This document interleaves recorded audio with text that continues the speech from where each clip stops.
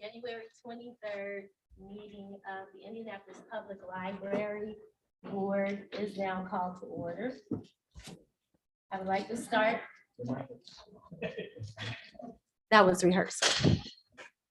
The January 23rd regular meeting of the Indianapolis Marion County Public Library is now called to order. I will now ask Angie Gilbert to call the roll. Mr. Biederman, Present. Mr. Bixby, Present. Mr. Lane. Present. Welcome, Stephen.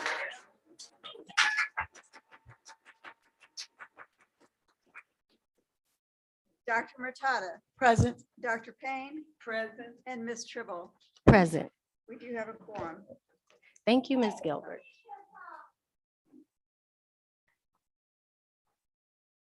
Good evening. I want to welcome all of the members of the community who are here this evening. Your presence illustrates your care for NDPL. Thank you for coming and for being engaged community members. I also want to say thanks and welcome to the members of our wonderful library staff who are in attendance tonight, and to continue to express the board's deep appreciation for your dedication to our library, to its patrons, and to this community. Thank you to all of our board members for your presence tonight, and a special welcome to our newest member, Mr. Stephen Lane.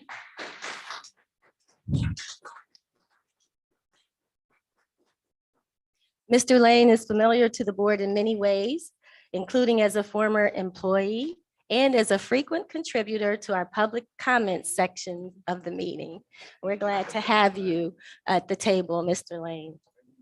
And I look forward to working with you to move the library forward, not only to address the matters in front of us today, but as we work on shaping the library over the long haul. One of the things that I found useful as a new member was the opportunity to meet with staff and with the other board members, especially. And in fact, getting to know the other board members is the first priority that's set out in the library trustee manual called In the Public Trust. And I look forward to meeting with you and finding out more about your interests and concerns as a board member. And I encourage all the other board members to do the same. So welcome again. And welcome to all of our trustees tonight. Finally, I want to welcome someone who has known me all my life, and that is my mother, Hazel Tribble. I wanted to thank her to come out tonight with support for me. And I thought my dad was going to be here, but sometimes Tribbles run late, so we'll look for him. Okay. This is our first regular meeting of the year, and in my new role as president, I would like to suggest a way forward for this board as we set about doing the 5 tasks that are assigned to a library board under state law and also prescribed in the public trust. Those 5 tasks are setting board governance policies, hiring a director to manage the library, planning for the future of the library, monitoring and evaluating library effectiveness, and advocating for the library. With those tasks in mind, I would like to highlight what I see as 2023 priorities, which I've also shared with trustees in an earlier email. Over the coming year, as we work to improve overall board governance and the board's impact on the library climate and culture, my hope is that we will work collaboratively to improve our communication and operations as a board. In that vein, and using the climate improvement recommendations as a guide, I've identified 3 areas for the board's attention this year. Board governance and operations is the first one. Reunifying the board under an agreed upon protocol to create and support a healthy, functional culture that keeps us mission focused, even and especially when we disagree. This is a key to our ability to create the right governance for the organization and to increase staff confidence in the board. The second is climate and culture, supporting the implementation of recommendations of the 2022 climate study report with a relentless commitment to accountability and measurement of our progress toward improving the climate and culture of the organization. One of the things that showed up in the climate recommendation, the climate report, is that staff has low confidence in the board, and improving that confidence can be helpful for improving the entire organization's climate and culture. Third is library leadership, involved in identifying and installing and supporting a creative, engaged, proactive library leadership to lead NDPL in our strategic goals as we strive to reach the highest potential for our library system in service to the residents of Indianapolis, Marion County. And further, our work under goals number 1 and 2 needed to make it more conducive to finding the person for the role who will lead the library forward. Our differences notwithstanding, this board is dynamic. Some of us are outspoken. A few of us have strong opinions about how things should go, and every once in a while we clash. But the strength and the diversity of our team is evident. We are diverse professionally as well as personally. In aggregate, we bring expertise in law enforcement, education, law, library science, public policy, government, and business, just to name a few. We are all committed to public service. If proven only by the time and the energy that we devote to this institution as unpaid volunteers. If we combine these strengths with our individual and collective commitment to move forward in a constructive, healthy way, keeping the mission and the health of the organization always in front of us, I know we can confront and navigate the change required of us as leaders of this institution. As our acting CEO said last week, it is never easy to confront change. To do so effectively, we will need strong, collaborative relationships that are resilient in the face of conflict. And we certainly have an opportunity there. I am committed to developing a relationship with each of you, each one of you. And I invite you to join me in the work of building strong relationships with each other. I can tell you that I serve this board because I love this institution and what it stands for. I searched card catalogs, if anybody remembers what those are, at the Eagledale branch for my first speech about gorillas in the 5th grade. Our teachers used to call those speeches morning talks, and any proper morning talk had to have visual aids. It was a 3 to 5 minute speech. I will never forget it. I was so excited to find out that I could not only check out books, but also photos mounted on cardboard, which was big stuff back then, of gorillas to use as visual aids during my speech. So the library has been part of my history, and I'm grateful for the resources it's provided to me well before the age of now, when we can Google and print photos directly from the internet. And even with these advances, the library is still a source of opportunity and resource for our community. I accepted the invitation to serve on this board as a way to give back to the institution and to help it continue to be a place of wonder and learning for our community. I am sure that other board members have memories and reasons for their service on this board. And I invite all of us to think of those reasons and to use them as the impetus for us to move forward. I will continue to push for all of us to be able to disagree with each other without disrespecting each other. Disagreements are inevitable. Disrespect is a choice from which we as trustees have a duty to refrain. I look forward to working with you to support the realization of the vision, the mission, and the values of the Indianapolis Public Library. As I wrap up, I want to remind us what they are as set out in the NDPL strategic 2021 to 2023 plan. Our mission, the Indianapolis Public Library enriches everyone and strengthens communities by inspiring lifelong learning. Our vision is to be a center of knowledge, community life, and innovation for everyone in Indianapolis. Our values are racial equity, adaptability, communication, diversity, and inclusiveness. Thank you for your attention to my opening remarks. In a few moments, we will invite those who have signed up to give comment to come before the board and share their thoughts. I encourage all participants to endeavor to express any points of disagreement without disrespecting the members of this board or your fellow library staff or patrons, and to receive others' ideas and comments with the same level of respect. This has been a challenge in several of the board's recent meetings, but I believe we can set a new precedent tonight. Under Indiana's open door and public access laws, community members have the right to attend and to observe these meetings, but not to disrupt them. The board dedicates and staff dedicates significant time in these meetings for the public to share their thoughts and feedback, but this participation does not extend to discussion between the board and members during the meeting.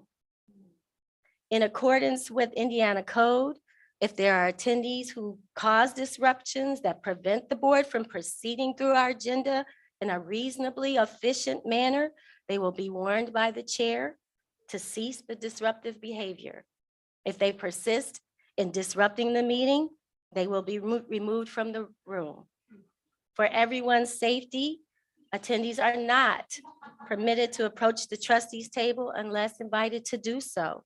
And we ask that everyone refrain from using vulgar or profane language during the comments. We're a library, folks. We're a library. I'm hopeful that there will be no need to enforce this code tonight, but I will take the steps necessary to ensure everyone's safety and to ensure that we can do the business we're responsible for handling here tonight. Thank you for your cooperation and your understanding. I think that our communications directors described, we have a little bit of a new setup tonight. So Angie Gilbert, who is executive assistant to the board and the CEO, will read the names of those who have signed up to speak. Each person should come forward and be seated at the table. There's a 5-minute time limit, which has always been the case. And we have a clock here that will assist you with the countdown. So we ask that you observe that time limit when you come forward. And with that, Angie, would you please call the first public Yes. comment? Our first person that signed up is Sandra Parker.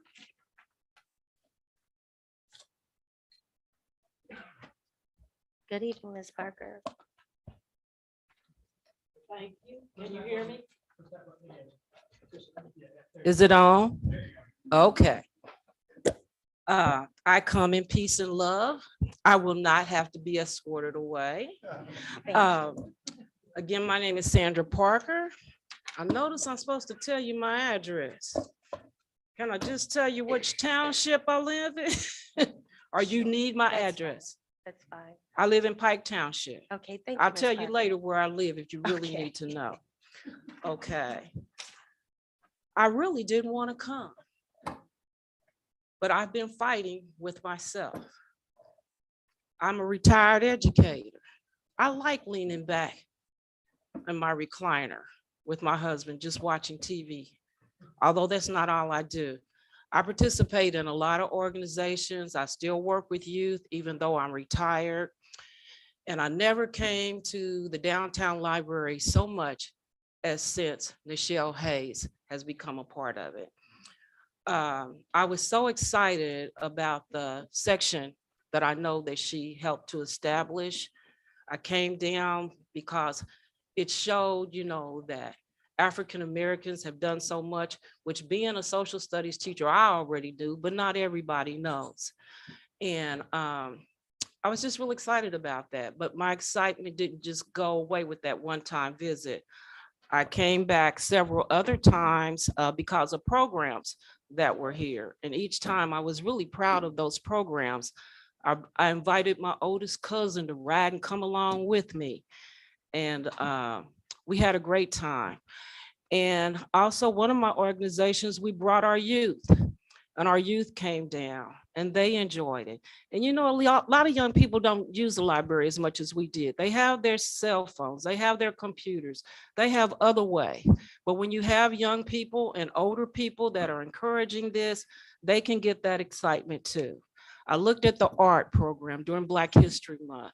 I looked at a lot of things because I also still involve young people in competitions. I retired, I started in IPS, but this will tell you how old I am. In DSEG, when got pink slip, not because I wasn't capable, but because I taught social studies, and most social studies teachers were also coaches. And so they let some of us that had more seniority go and kept the coaches / social studies teachers. I ended up being a homeschool advisor where I did a lot of CPS reports because I'm a trusted employee, that I would do the right thing, whether it involved a parent or a teacher or somebody in the community. They know I believe in doing the right thing. And that's why I'm here tonight.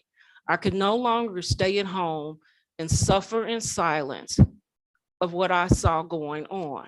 And I kept saying, it must be deeper than her knowledge. She must have upset somebody personally. What did she do? I kept asking myself, because I knew she had the knowledge, she had the degrees, she had everything. And I'm thinking, I've been hurt by people before, and boy, I wanted to get back at them. But I remember, as a Christian woman, vengeance belongs to him. And I didn't want that to be the reason. And I said, if that's the reason, you need to pray over it. You let God handle it, because he will handle it. Because professionally, all I've seen, and I'm not her best friend, we don't hang out together. I might want to in the future, but that is not the case. We don't even belong to a certain organization. I belong in one organization, she belongs in the other one. I just put it like that, in one of the areas. But I have seen her on so many levels. And I'm the type of person, I'm shaking now because I'm an emotional person, because I love people, even those that disagree with what I'm saying right now. I'm still love you. We're just gonna be disagreeing, but I'm not gonna hate on anybody. But I'm shaking right now because I hate to see anybody put through what I've seen this woman put through and still be strong. I recently heard her where all her credentials and everything, and she's up here speaking. I'm thinking, how can she even do that? Being attacked the way she's been attacked. And I don't mean by physically, I'm talking about emotionally. That has to hurt because it hurts me, and I'm not the one being attacked. I hate to see anybody mistreated. And it's not all about color either. Because a young girl, I saw a couple of Black guys beating up on a white guy, and I wanted to go rescue him. That's just me. I love people. And I'm just saying that this young woman, if it's anything financially problem, then why are we spending so much money trying to find somebody when we got somebody right here staring us in the face that can do the job? I just celebrated, and I speak in parables sometimes. Sometimes my sons say, what does that have to do with anything? But I just celebrated 48 years of marriage to a man that I knew in grade school and in high school and lived a few blocks away from me. Surely I went off to school and had other boyfriends. He had other girlfriends. What I'm saying for, sometimes we can search all over, can't find nothing no better. So we need to look at what we have. And how many more minutes? Because I want to be respectful, do I have?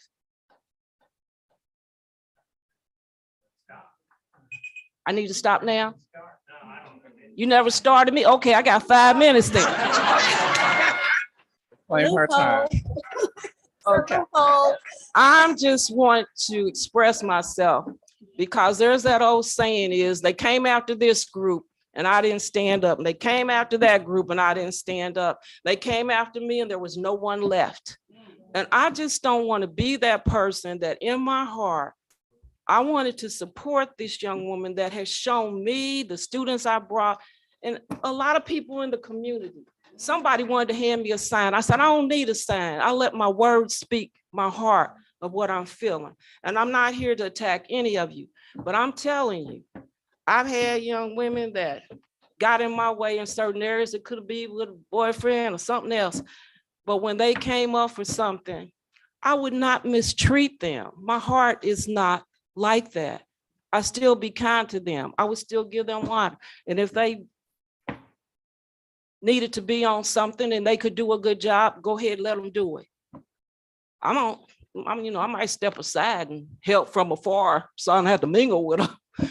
But at the same point, I don't believe in mistreating anybody. And I'm not saying you gotta take somebody in just so you don't mistreat them. She's qualified. She has the paperwork. And if she wasn't qualified, why in the world would you want some unqualified person even interim? That makes no sense to me. I wouldn't want somebody interim for me on anything that I didn't feel comfortable with. She would not be there in the first place. Why would somebody come in and set up a whole section on diversity? And I see you have a diverse group in the way you look, but what's in your heart? And I'm asking you, if you have any animosity toward this young woman, pray about it. If she didn't speak one day to you or she had a crossword, maybe she was going through something. There was a man on my job, and I will wrap it up with this. Thank you, Ms. Parker. I was one of the people that stood up for the teachers, and go to the meetings and all this. He was in the other organization, Hope. And he said, teachers shouldn't strike, teachers shouldn't do this. I said, okay, I do what I got to do and you just hope. But I spoke to him every morning. And when he didn't speak, I thought he didn't like me. Well, I didn't want that. I kept on speaking. Somebody said, Sandy, it's not you. He has a daughter that's in the hospital with leukemia. And he's probably got his mind on his child. So from that point on, I realized everything ain't about me.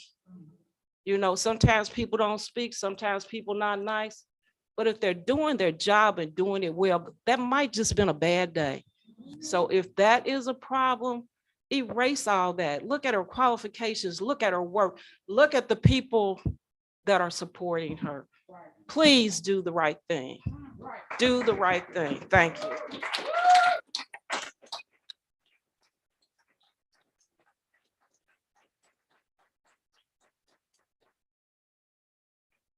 Okay, our next speaker is Kyle. Is it Rapso? Thank you.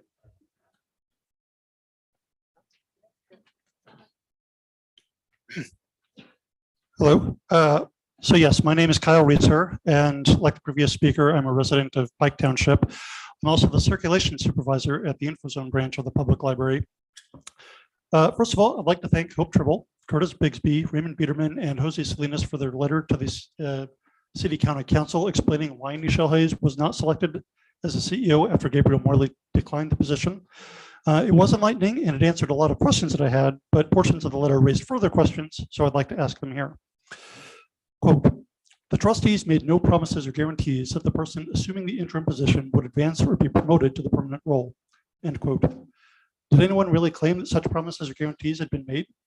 While many people, myself included, thought that Ms. Hayes was a shoo-in for the position, that belief was based on what we saw as her superior qualifications rather than some implicit or explicit promise that trustees had made. Perhaps some of the community did believe that such promises had been made, in which case I can see the necessity for that statement by the signees. That section of the letter also noted that, quote, at the time Ms. Hayes agreed to serve as interim CEO, she stated that she was undecided about whether she would participate in the CEO search process, end quote. How is that relevant? There could have been any number of factors preventing Ms. Hayes from making a decision at that time, and her reasons were her own. Nevertheless, she did decide to participate in the search process, and she did so with a will and a passion that I can only admire. Quote, it is also important to note that the level of experience and skills required to serve as an interim CEO are quite different from those the trustees sought in a permanent CEO. While many have assumed that having the capacity to act as interim CEO is a de facto illustration of having the necessary skills and experience to act as a permanent CEO, this is not the case. The trustees were willing to accept an interim CEO with far less managerial, leadership, and fiscal oversight skill and experience than that expected of a permanent CEO at an institution as large as the library, end quote. Now that doesn't name Ms. Hayes directly, but given the context, it makes it clear that most of the trustees didn't think that she had what it took, didn't have the skill and experience needed to be the CEO, and that's fair enough. But that level of skill and experience should have been factored into the minimum requirements of the job, right? Later on, we get this, quote, "The library's past practice and precedent have been to allow internal candidates to interview when they apply for internal positions, provided they meet the minimum qualifications. That practice did not change for this CEO search process," end quote. Again, it doesn't name Ms. Hayes directly, but it does imply that she did at least meet the minimum requirements. And true, it was the CEO search committee rather than the trustees that made that determination. But the fact that it was mentioned in the letter that it brought up the library's past practice and precedent in this manner is sort of a tacit acknowledgement, I think, that the authors felt that Ms. Hayes was an adequate candidate, if not quite as experienced as it would have liked. Quote, "The fact that Ms. Hayes was one of the 3 final candidates should not be construed as an indication that a majority of the trustees believed Ms. Hayes or any of the other final candidates to be a viable option to be selected as a permanent CEO," end quote. I may be splitting hairs, but the addition of any of the other final candidates here implies that the majority of the trustees didn't really believe that Mr. Morley was a viable option either, yet they still selected him rather than deciding then and there to restart the CEO search process. The possibility the writers of the letter acknowledged when they wrote, quote, "In fact, many public institutions, even some in the city, have failed in leadership searches and restarted processes multiple times because they did not determine any of the candidates to be viable," end quote. Granted, the trustees would have received a lot of pushback from staff and the public had they done that from the get-go, but not nearly the pushback the trustees received by selecting Mr. Morley over Ms. Hayes. And why was Gabriel Morley selected? There's information to which I'm not privy, but there were a number of red flags. Former employees accused him of mismanagement during the COVID pandemic and misleading voters regarding a bill that would have slashed library revenue by 50%. When serving as the director of the New Orleans Public Library, it was pointed out that he seemingly didn't meet a residency requirement, and then within hours, he'd resigned as director with no real explanation. At the CEO candidate presentations on December 7th, he claimed that 4 years was a long time to serve as director of the library, all but guaranteeing that by selecting Morley, we'd need to have another CEO search in just a few years. Knowing those things, the majority of the trustees still voted to offer him the position. My concern, and I hope it's unfounded, but is that the board just wanted another Linda Mielke, someone to come in, make a lot of unpopular decisions, and vanish into the night, leaving everyone else to clean up a mess. I don't know what exactly the trustees are looking for in a CEO. For my part, I want someone who can lead the entire system and who serves as the public face of the library. I've worked for NDPL for over 20 years, and a number of CEOs have come and gone. And in 8 months, Michelle Hayes did more to lift up staff and build community trust than any of those others did over the course of years. Thank you. Thank you.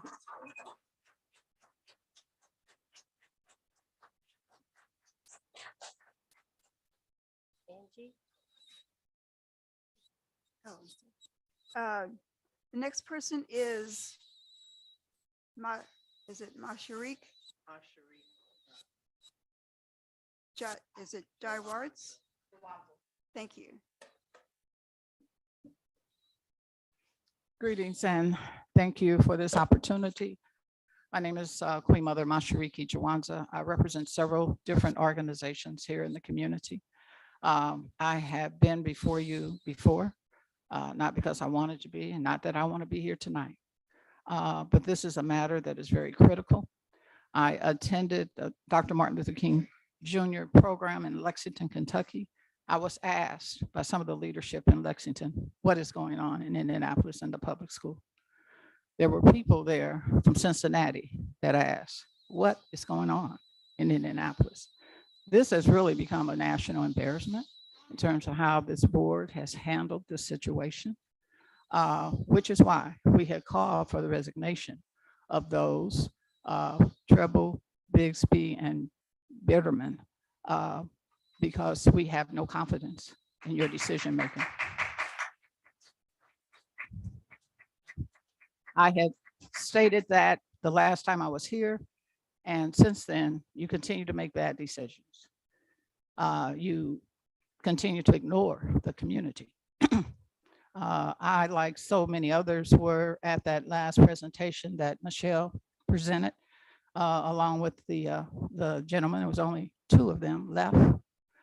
Someone dropped out, which was of no fault of Michelle's or anyone. And then when the gentleman dropped out, anybody who's ever been in any type of human resources and hiring people would know that she should be next. Now, why she wasn't, I have no idea. And all the excuses that you all are make no sense, because how did she get to be number two? So again, I believe, because we have no confidence in your ability to make good decisions for this community and for this library, that you could do us all a favor and just resign.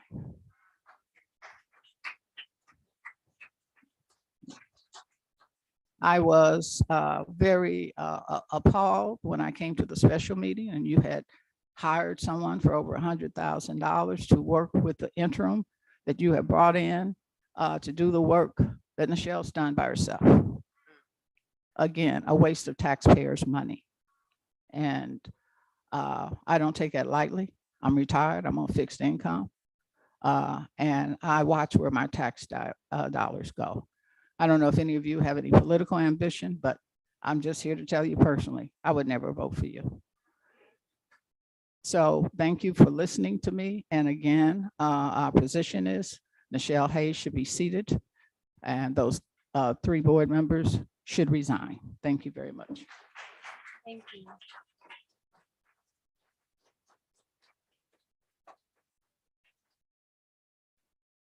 Adam Stans.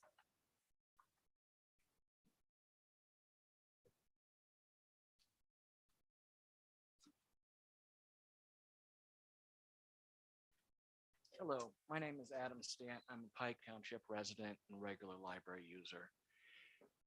Okay, I'll have to speak into the mic. My name is Adam Stant. I am a Pike Township resident and a regular library user. I'm here to speak on behalf of myself as a homeowner and a voter in this city. And there are many moral issues that surround this decision.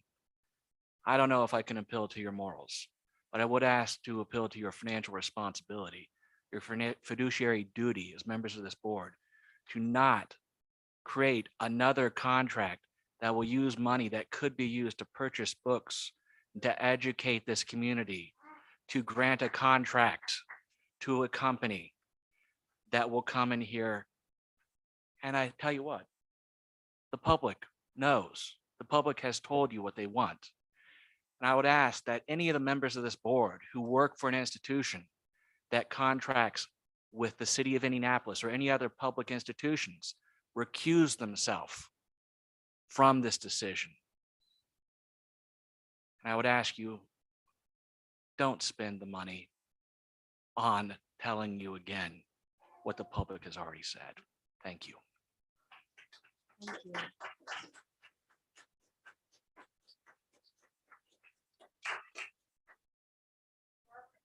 O'Leary.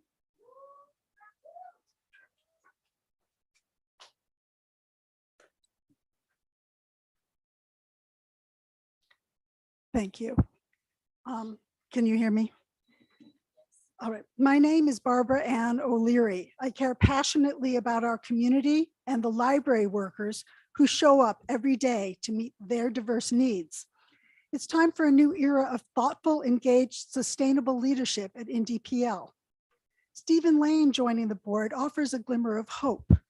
Stephen has a deep commitment to the Indianapolis community and to building a truly inclusive, equitable library system that can support workers and patrons.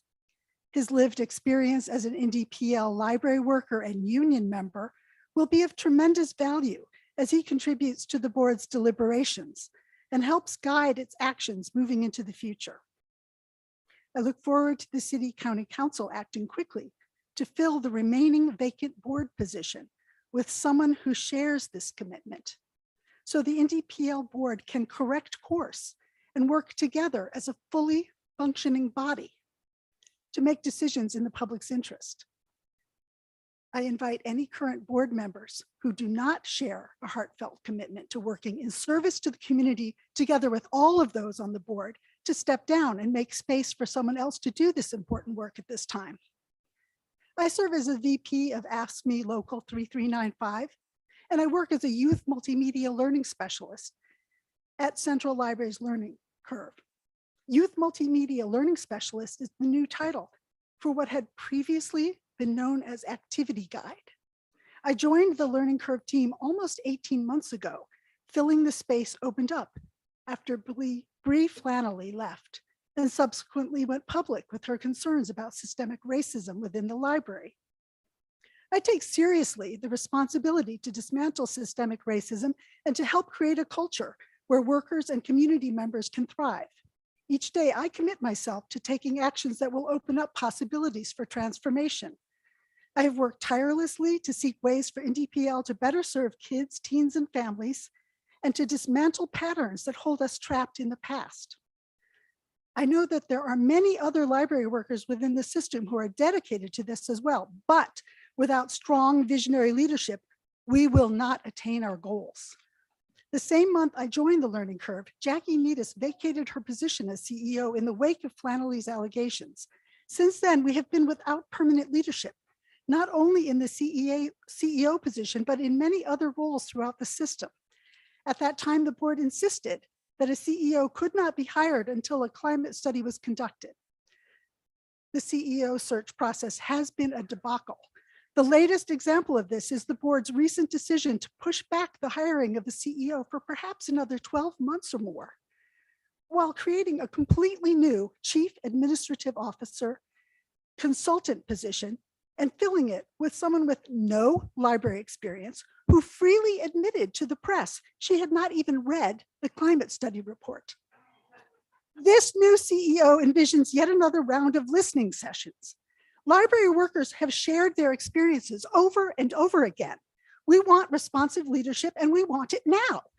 Library workers are drawn to this field by a deep desire to help people thrive. We are resilient and tenacious, but every day I encounter coworkers, frontline workers, as well as managers who express dread at the thought of coming to work, given the upheaval in leadership and the lack of clarity about whether this organization has the resolve to tackle the issues laid out in the climate study report. And what is perhaps most saying is that what we had the kind of leadership we need in Michelle M. Hayes. The mishandling of the CEO search has disrupted the progress we were making. In April of last year, shortly after the publication of the climate study report, Hayes replaced John Helling as interim CEO. During her 8+ months as interim CEO, Hayes showed great skill and made dramatic headway in beginning to address the climate study recommendations. Staff regularly commented that they appreciated her transparency, her resolve, her skill, and her vision. We all know we have a long way to go, but we were feeling confident that we were heading in a favorable direction. Hayes is a highly educated, experienced librarian and community organizer who is a leader in librarianship at the national level. And she is a change agent. Her vision is clear, grounded, community and worker focused, and her commitment to diversity, equity, and inclusion, as well as intellectual freedom, is unchallenged. So she is fiscally responsible, practical, she listens, she takes action. She is the kind of leader we need. Any organization attempting to dismantle systemic racism within its policies and practices will find resistance among those who have benefited from the structures that have been in place during their tenure. We must not allow ourselves to be held back by those who are fearful of change or who are out of step with NDPL's stated intention to move beyond the patterns of the past, to forge a bold new path forward. Indianapolis deserves a library board that actively seeks to engage with members of the community and is able to recognize the kind of CEO we need at this time. Please take action to set us on a viable course forward. Indianapolis will thrive if we are able to meet this moment. Thank you. Thank you, Ms. O'Leary.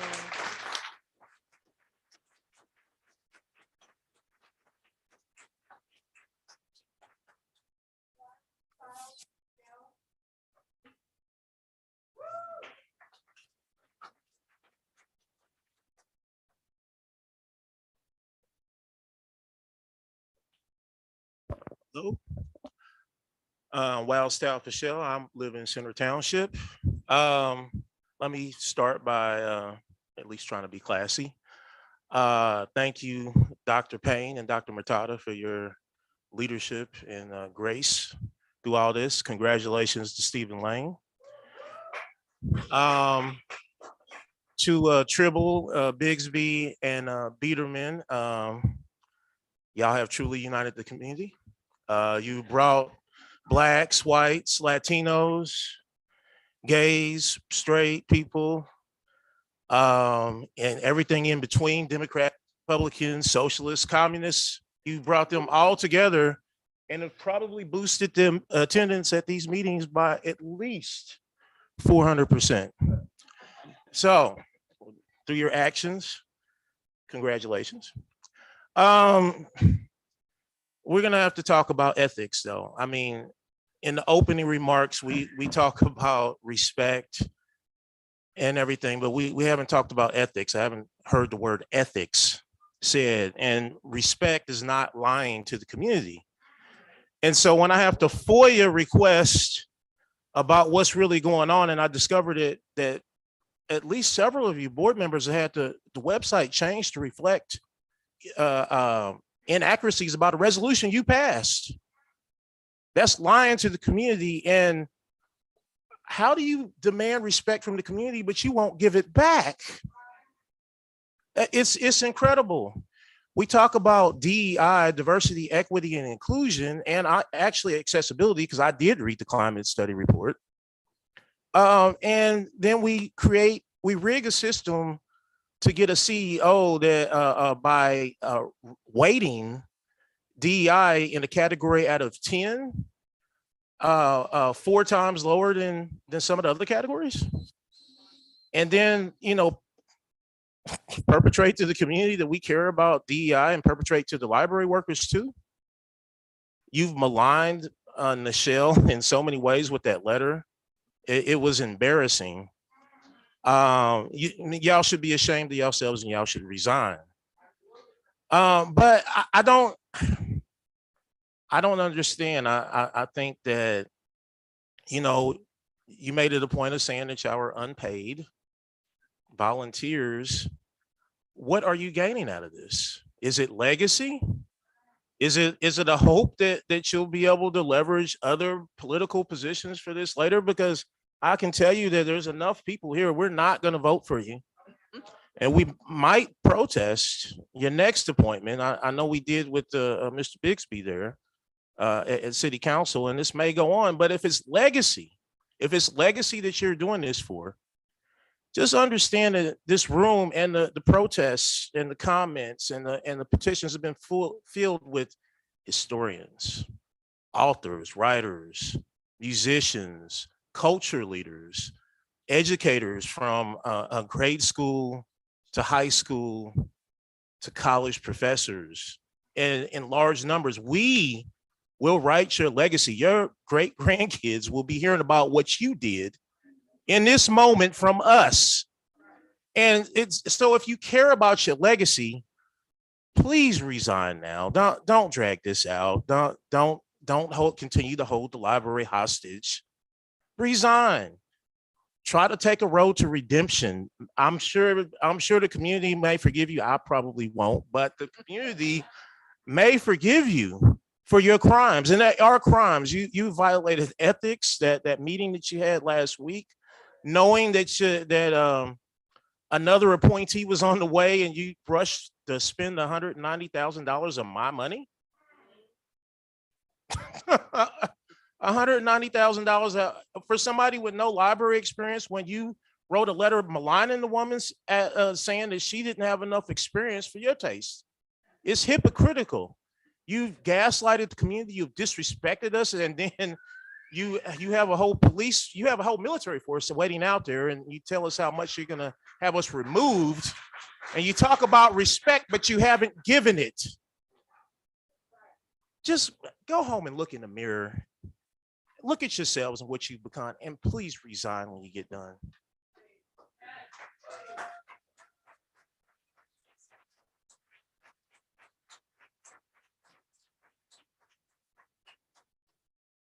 Michael Torres.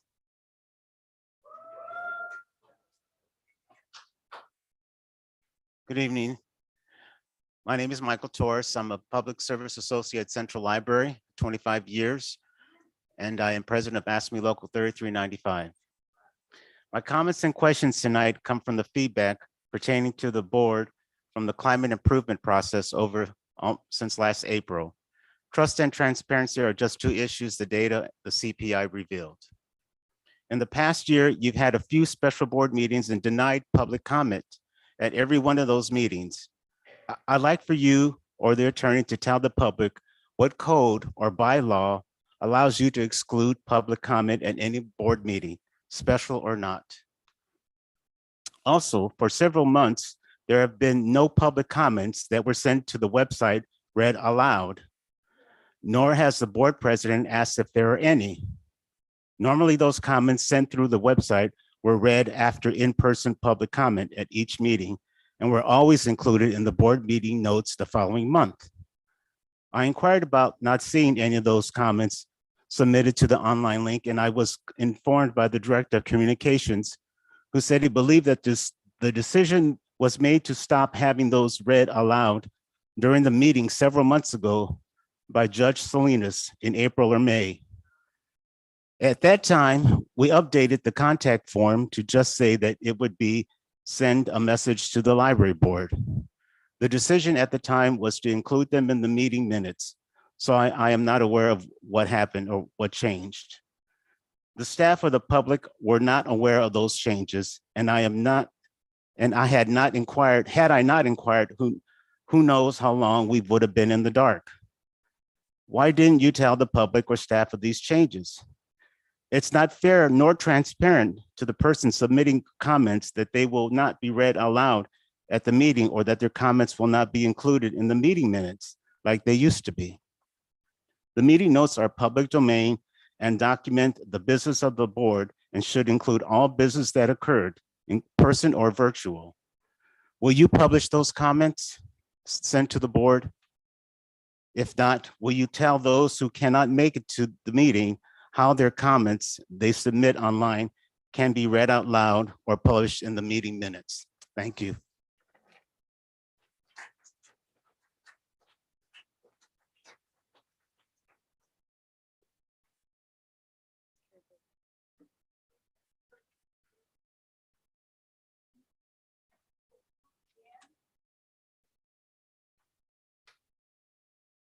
Tony Davis.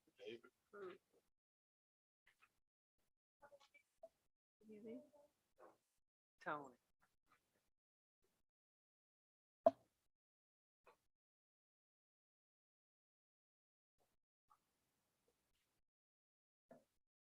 Good evening. Good evening. I'm going to chew this gum in no disrespect. It's because I produce no saliva because after my chemo and therapy, radiation treatments, I don't produce it. So it's no disrespect. So if you can excuse me for that. I came here today to basically echo everything that this community has spoken about. First, I want to say congratulations to Stephen Lane. Thank you. Thank you. I really do mean it. As a community activist, seeing you on this board is very refreshing. It says there is a way. There is a way to turn around what we so often see go on through not just this area, institution, but across the city, across the nation. The blind sides of this institutionalized racism that we see going on and the way it plays out in our daily lives is something that some people just don't get, no matter how you beckon to the better angels of their hearts. No matter how much you sit there and give them evidence time and time and time again, it just falls on deaf ears, and you all will continue to do the same thing that historically people have done generation through generation through generation. This isn't an attack on any individual, even though Michelle Hayes was attacked. She wasn't given that due respect, unfortunately, which maligned her name and discredited her publicly.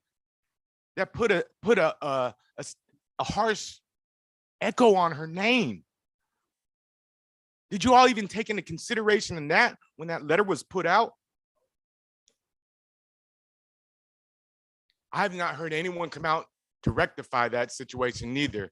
So that would be number one thing that I would ask that this board would rectify, if you truly mean those words that was said tonight, is to rectify that disrespect that Nichelle Hayes was publicly embarrassed about. Secondly, I'm going to play to a different aspect on what we need to do as a community. These are appointed people by elected officials who also will not listen to the community. They haven't messed up out here, people. They get into these positions because they were elected. Now they have forgotten who got them there. It is the people. And it's quite ironic that for the city county council, which is basically the last appointing appointment body, as well as a county commissioner, are the last people left as far as on the board here that appoint these people to the positions. We went to the community council meeting and voiced our opinion. We was told it's not the time. Oh, but the time is coming. Election time is coming. And I'm organizing to get everyone, I don't care what personal connections you all have that have promised you whatever things for the future.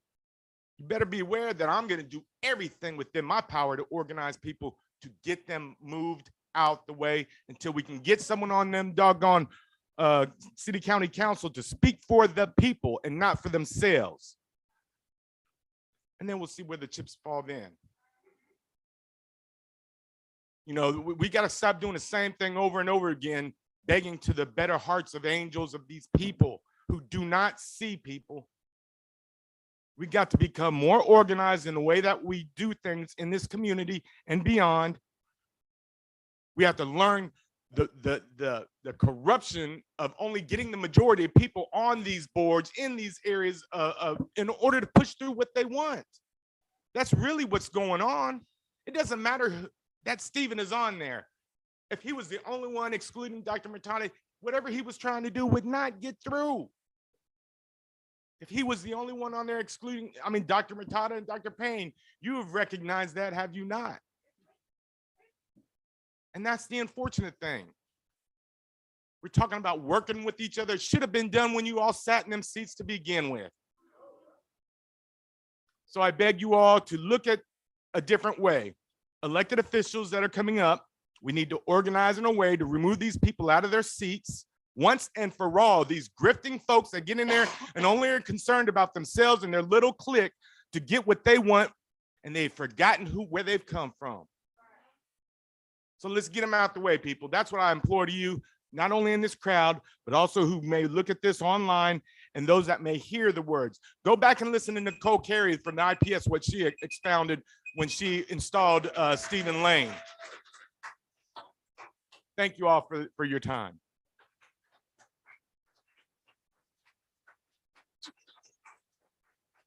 Jim Mulholland.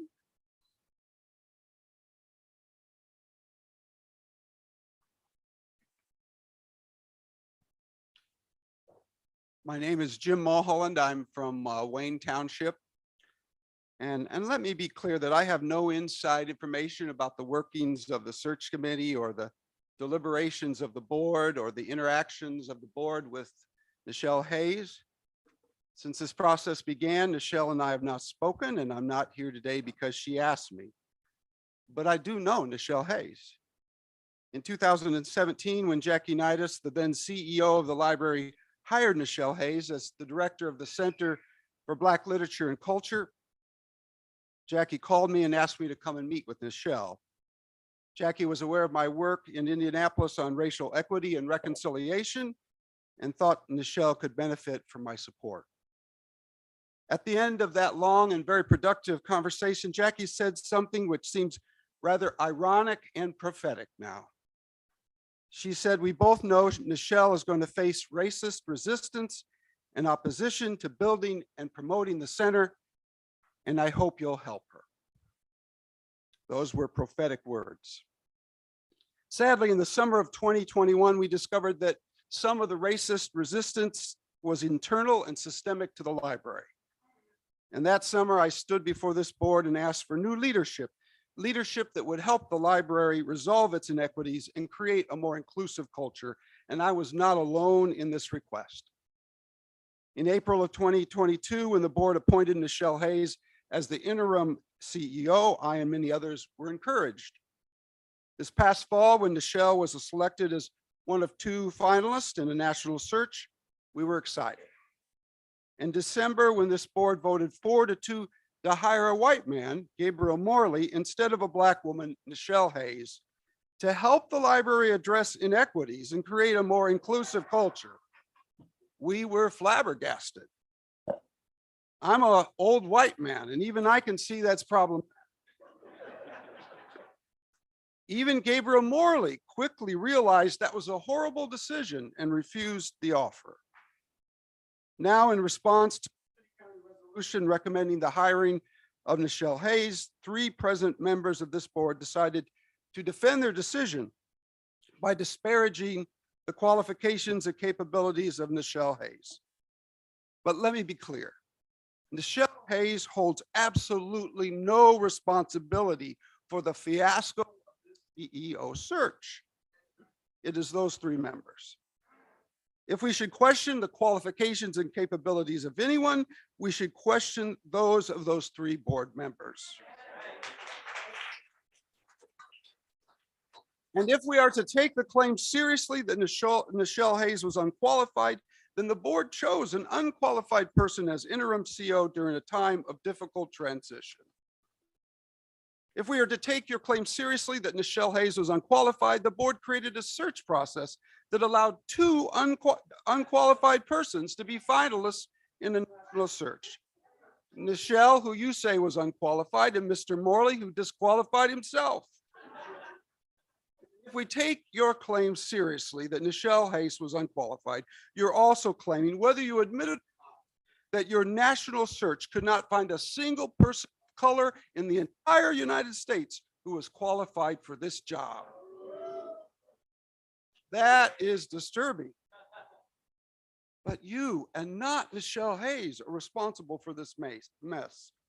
You failed to anticipate or prepare for the pushback that you would clearly receive for hiring a white man from outside the system over a Black female from within the system. Mr. Morley obviously felt ambushed and decided rightly that working for all of you was a bad decision. You have failed to take any responsibility for this fiasco in your resolutions or responses. I came last week to the special session hoping to hear the board admit to some fault in these events, and I heard none. And finally, you failed to respond positively to the resolution by the City County Council to hire Nichelle Hayes for the position.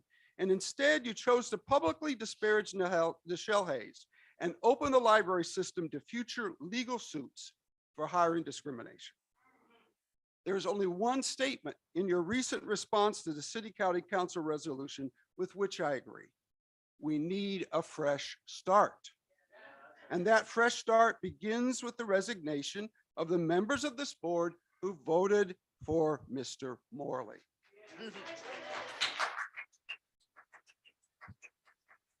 Without that fresh start, there's no reason for the employees, patrons, and community members to have any faith in this board's ability to repair the mess that you have created.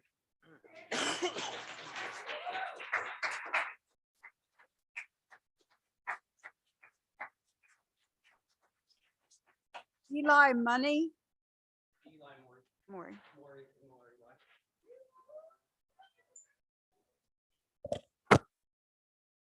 Hi, my name is Eli Maury. I'm a member of the Indianapolis branch of the Party for Socialism and Liberation. And I've been in this struggle since we first worked to fire Jackie Needis back in 2021. Before I say anything else, I'd just like to say shame on this board for bringing 4 armed police in here to try to intimidate us. We haven't threatened or intimidated anyone. Nothing we've done was threatening or intimidating. How do community members getting passionate about making the library a better place, how does that warrant bringing armed police officers into the meeting, bringing men with guns into the meeting to intimidate us? So I'll just say shame on you, 1, and 2, we won't be intimidated. So on paper, I'm addressing the board here, but my comment is really mostly addressed to all the beautiful people in this room and in the audience on the live stream. I actually just want to talk briefly about an important lesson that we've learned over the past year and a half of hard work. The most important lesson that all of us have learned in this struggle, especially the workers at the library, the patrons, and the masses of working and poor and oppressed people in this city, is that when we struggle, we win. One of the biggest challenges before any working class organization in the United States today, be it political, labor, et cetera, is to teach our class that we truly do have power and that we have the right and the duty to exercise it in our own interest. Before this struggle kicked off, nobody knew that we would be able to take it this far. There were certainly those who doubted that we'd be able to fire Netis in 2021, but we did it. It was far from certain that she'd be replaced with an interim like Nichelle Hayes, a real community member who rose up through the ranks of the library workers, but she was. What seemed like a major defeat at first with the decision of the board to hire Morley ultimately became a victory when he was forced to decline the offer because of the struggle of the people. Without the struggle of the people, it was not inevitable that board members would resign as they have, or that someone like Stephen Lane, who really fights for the community, would be appointed in the vacant seat of Salinas, but that happened too. So time and time again, we've learned the value of struggle, and we've been rewarded for our boldness and for our effort. And there's still a long way to go before this struggle is over. We all know that.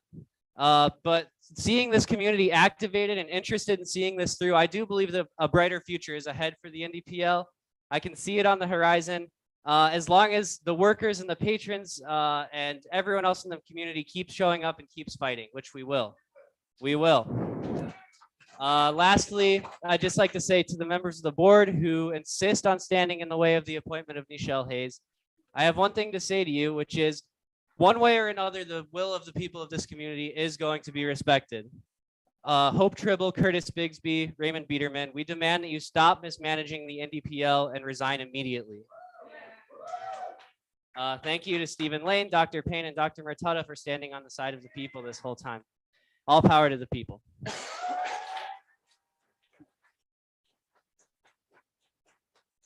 Mahasan Amin.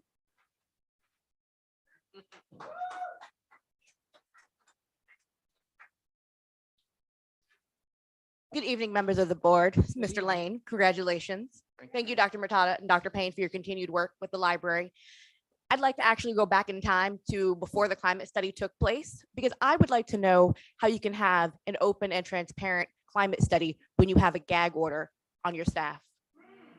I'm going to be reading section 311.1, loyalty of the employee handbook for Indianapolis Public Library employees.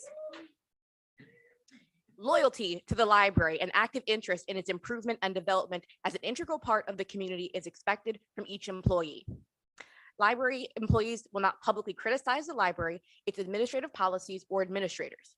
Constructive suggestions, complaints, or criticisms should be appropriately directed through the employee's chain of command, first to their manager or the appropriate services area director in a position to act upon them, and should not be directed at a patron or the public. At the employee's request, such criticism will remain confidential to the extent possible. Anonymous complaints or criticism will not be considered. You want to talk about openness and transparency, but there is a gag order on current staff. I was asked to speak on this because y'all can't fire me. I quit. I gave this institution almost 14 years of my life. And Mr. Scott, can you remember how much police presence and all the time we were at board meetings together we had? Because rolling up here to 4 unmarked police cars does not make a welcoming environment. And you can smirk and make snide comments all you want. The reason you thought you could get away with this is because it's a library. The only thing that happens here is people read books. Little did you know that libraries have long been the bastion of civil engagement. There should not be armed police officers outside of a library board meeting. There do not need to be armed police officers outside of a library board meeting. The only reason this much police presence is needed is because you are afraid of us exposing you. You are afraid of us making you be held accountable. That is what you are afraid of. That is why the police are here. We don't need constables or sheriffs to tell us how to run a library. We need librarians and educators and people who are invested in this community to tell us how to run the library. To appoint a CAO with no library experience is asinine. And I mean that in the dictionary definition, so please don't have me removed for language. This library deserves competent leadership. It does. And that starts at the board. You shouldn't show up to board meetings looking unkempt, looking unprofessional. You shouldn't show up to library board meetings without having read the documentation. Especially, I mean, I will give exception to those of you who did not receive the notifications beforehand to read beforehand. I personally was responsible for making sure that the board packets were loaded up on iPads for several years. Mr. Scott can attest, he remembers, he was there. So I know what goes into making those documents available. How many of you did the pre-reading? How many of you care to do the pre-reading? Or how many of you are sitting there smirking because you have better political aspirations that you will not be able to achieve because we are watching? We are wise. Owls are symbols of wisdom for good reason, because they are watching, and we're going to ask, who's in your pocket?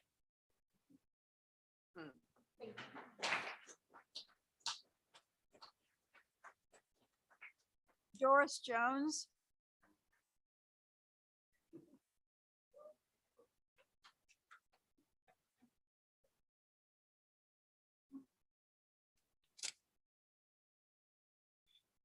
Good evening. Good evening. My name is Doris Jones. I first and foremost would like to say, first of all, I am a member of Party for Socialism and Liberation. Have much respect for Dr. Payne and Dr. Mataba, and also show some respect to comrade Stephen Lane. All right. To the three of you on this board, I'm talking to. You can smirk all you want, because I'm talking to you, ma'am. You can smirk all you want, because don't forget, I'm from Chicago. We hold people accountable. We can't butt and take names and ask questions later. So the fact that you can smirk all you want because you think you get away with what you did, believe me, we're going to come back bigger and better, and we're going to fight harder. Don't get it twisted, ma'am. And you can take that smirk off your face, seriously, on everything I love. Because the fact of the matter is, the way that y'all have ignored these two doctors is ridiculous. The ridiculousness, even from the last meeting. That wasted $190,000, wasted our money for what? What you afraid of, huh? What you afraid of? Why you keep on asking the police to come on and protect you? Police ain't gonna protect your sorry butts anyway. What's it gonna do? Nothing. And the reason why I bring my kids here as a former substitute teacher for Head Start, just to teach my kids to stand up against bullies like you, Dr. Tribble. You, Dr. Bitterman. And the other doctor as well. You, all three, you got to go. And I mean, all three of y'all, everything I love, y'all got to go. For Dr. Bataba, Dr. Payne, Stephen, continue to fight for us. We're going to support you. We're going to come back bigger and stronger. Believe that. And don't get it twisted. We will be back.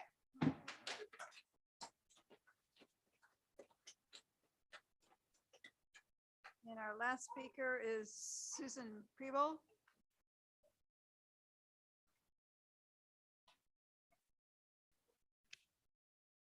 Good evening. My name is Susan Preble, and I, unlike most people here, I actually know Hope personally. We've known each other for about 15 years. And I can honestly say that, she's someone of great personal and professional integrity.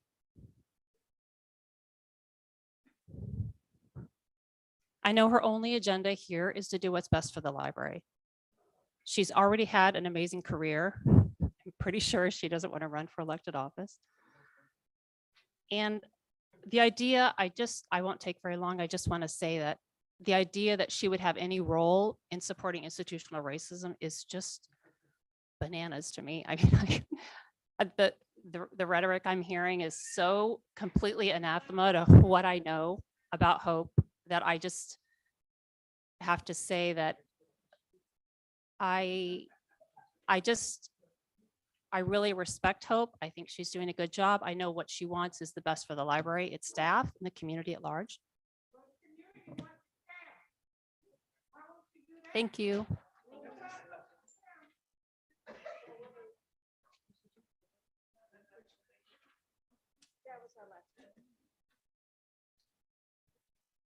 Thank you.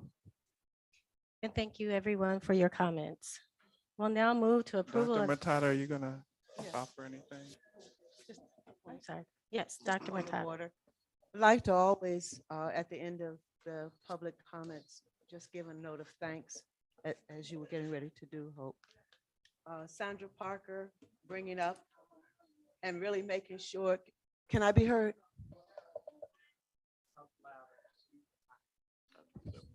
Thank you. Sandra Parker, when you were talking about what's in your heart. Thank you, Sandra. It's so critical. It's so very important. And Kyle, when you were talking about what are those minimum requirements that we require, how very much we have to look at those minimum requirements. And Mashariki Jawanza, representing community organizations, we cannot ignore the community. We have to pay attention to the tax dollars. Adam, when you spoke about the financial responsibility, it was right on point. We have to be responsible. That's part of the charge that we must have. Barbara Ann O'Leary, when you started talking about and giving a heads up for Stephen, we thank Stephen for his coming on board. It's the right course. We need a bold path forward. And the way that you said it, Barbara, was right on point. We have to have a bold path forward. Wild Style, you talked about the importance of being ethical and how powerful ethics are. In our last meeting, I read from the conflict of interest about ethics and how invaluable they are. Michael, you talked about online communication and how important public comments are. And we have to do the right thing to make sure those public comments are made public in this forum as they used to be. That's critical. Tony Davis, you asked the board to rectify the wrong. And this is significant because when we harm someone, we need to understand that it is harmful to someone's character. Right. Jim, you talked about questioning qualifications. And we clearly know that there are people who are responsible and qualified who came before this board, and we have to pay attention to that. And we failed to respond. We need a fresh start. Eli, you talked about how you won't be intimidated, and you're right. There's no need for any kind of intimidation. I don't know why I did not vote to have 4 armed police guards here. That was not in a decision that I was a part of, but I see that we have to keep strong and keep up the fight to do what is right. Mahasan, thank you. The gag order on staff for the library, unethical, and we cannot move forward without it. And again, you reedified, we don't need an armed police force. Doris, we will keep up the fight to do what is right and good and advocating for the community, just as you've pointed out. And Susan, you know Hope and you respect Hope. Thank you for sharing your beliefs. Thank you to all of you who have come, shared, and understand that we have to be a responsible board. Thank you, Hope, for giving me the time. Point of order, I would also like to respond to public comment. I want to thank everyone from the community for coming out tonight. You know, I disagree with President Tribble's assessment of public libraries. Public libraries are not about decorum. They're about human expression. They're about community and communication. We have a lot of stories in the library that we collect. A lot of those stories about our hopes, our love, our joy, our fears, our nightmares.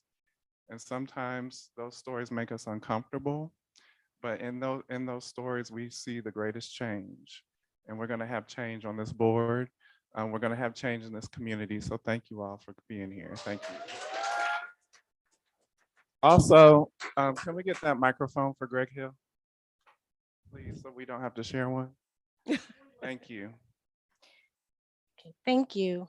We'll now move to approval of the minutes for the executive session, regular and special meetings in December, starting with the special meeting for December 8th, 2022. Is there a motion to approve the minutes of the special meeting held December 8th, 2022? So moved. Second. The minutes have been moved and seconded. Any discussion? I found that the presentation of the resolution was a very problematic decision. I want to correct and make sure that everyone understands that there was not a $190,000 allocation. It was in parentheses as the maximum that could be paid. That was not a decision that it would be the amount. Is that correct? Dr. We're Murtada, talking I about think you're the talking December about 8th. the most recent meeting. This is the December 8th meeting in 2022. I understand. Okay. Any other discussion? Okay, if there's no discussion, no further discussion, we'll have a roll call to approve the minutes. Mr. Biederman. Approve. Mr. Bixby. Approve. Mr. Lane. Approve. Dr. Murtada. Approved. Dr. Payne. Approved. And Ms. Tribble. Approved. Thank you.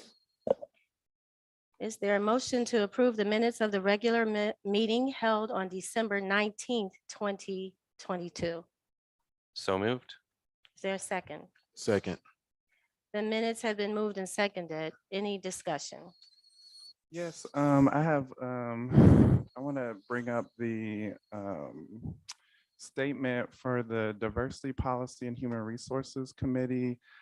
It was not reflected in the notes that Dr. Payne had not received prior communication of a document that was read that night. So I would like to see that reflected in the notes. Thank you, Steve. I also said the same thing, that I had not received prior notification when we presented it when it was presented at the board. Now, I don't know if that's within this meeting or in the next one, the following one. I believe that was only a statement by the chair at that board meeting, not an actual action item that was put on the meeting minutes. Okay. Sure, but that was something that was discussed during the board meeting, so it should be reflected in the notes. As a personal statement, we can do that. Sure. Thank you.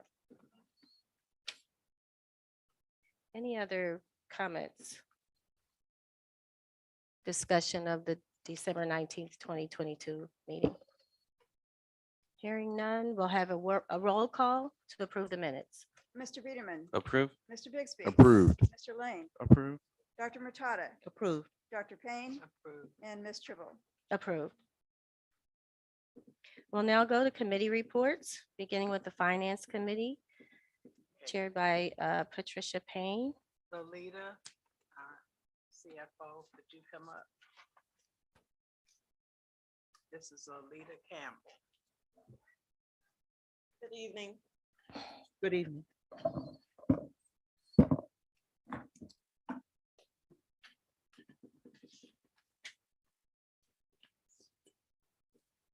Beginning on page 39 of the board document, reflects the table of content.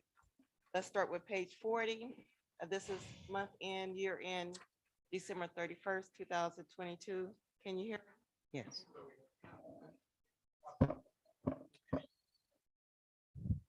We're starting on page 40. The operating fund revenue and expenditures for month end December 31st, 2022. Our annual budget for the 2022 year was $48,015,971, and we ended the year at $49,288 and $438. This is 3% over budget, which is favorable for us. Okay. Their expenditures of the annual budget was $53,833,126. We ended our year-to-date amount at $45,101,800. We're 16% under budget, which is favorable for us.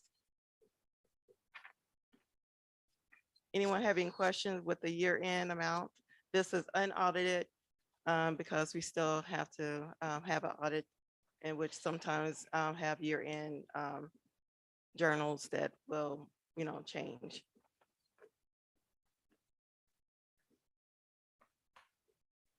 Page 42, this is the month ended December 31st detailed income statement. It reflects the revenue, and page 43 through 44 is the expenditures line item. Anyone having questions in regards to the income statement?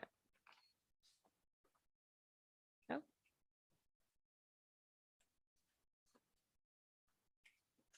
Page 45 is the cash flow. It reflects the year-end cash flow amounts, which balance back to the first page on page 40 of the ending balance of the revenue.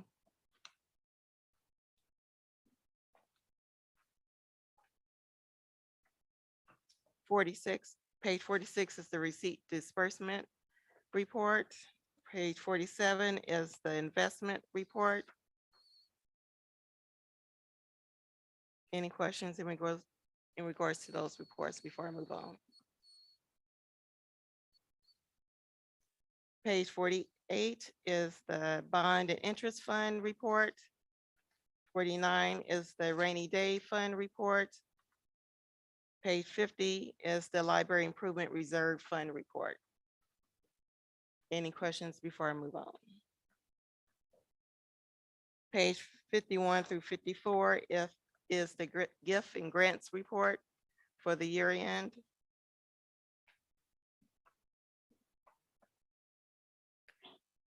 Page 55 is the parking garage report.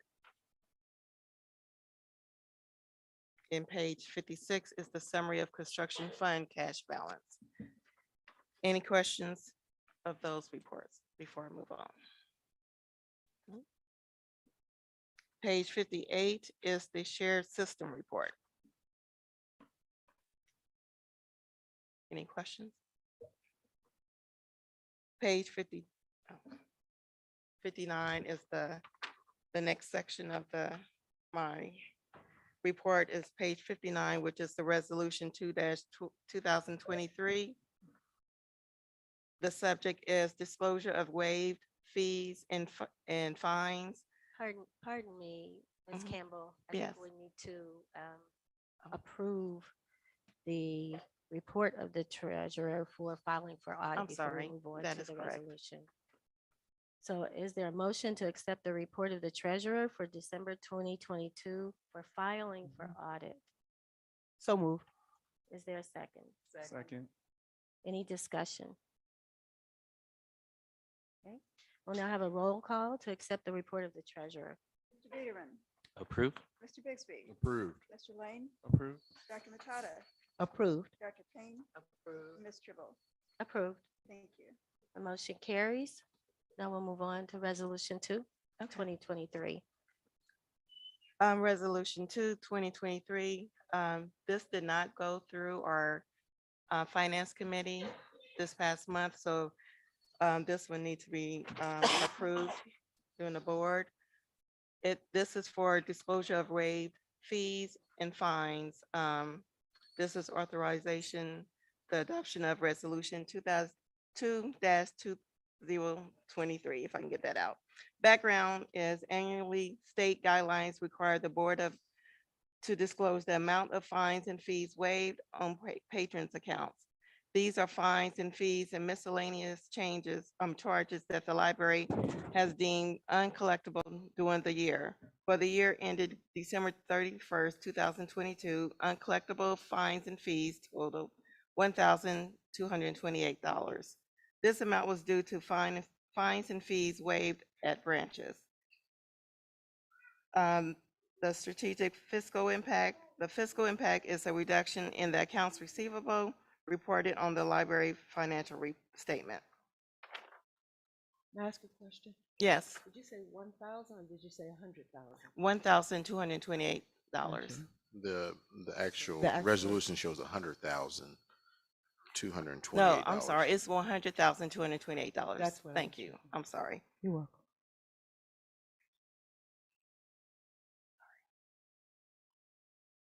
Any questions in regards to the waived fines and fees? Is there a motion to approve resolution 2? So Reg- moved. And a second? Second. Any discussion? I have a quick question. Do we Yes. know where most of these uncollected fees came from? Were they just materials not being turned in, or was it specific like to books and or videos, and what impact does that do to the collection within the system? At this current time, I don't have the details to exactly where they came from, but I do have the detail of what branch was waived and how much it was. So I don't have the detail as far as, if it came for them.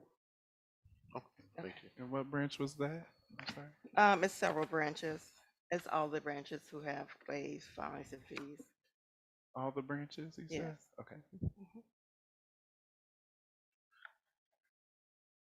Okay. And I have the amounts if you like for me to share this with the board, or I send it out in an email if you like. Thank you. And if there's no further discussion, we'll have a roll call to approve resolution 2, 2023. Mr. Biederman. Approve? Mr. Bixby. Approved. Mr. Lane. 100% approved. Dr. Matata. Approved. Dr. Payne. Approved. And Ms. Tribble. Approved. The Thank you. motion carries. Yeah, something. Stephen, did you want that information? Yeah, if you From could each branch. email that out, that would be great. I definitely will. Thank You get so this first thing in the morning. Thank you. Document 5C is Resolution 3-2023. The subject is outstanding purchase orders for 2022. Recommendation to authorize the adoption of Resolution 03-2023. Background: the state guidelines require the board to authorize the outstanding purchase orders at year end. These outstanding purchase orders were not paid prior to December 31st, 2022. Therefore, it will be necessary to carry them forward into the next fiscal year, 2023. The appropriation to cover the purchase order, once expense, will come from the 2022 budget. There's no fiscal impact on the 2023 budget, as these appropriations were provided for the purchase orders in the 2022 budget.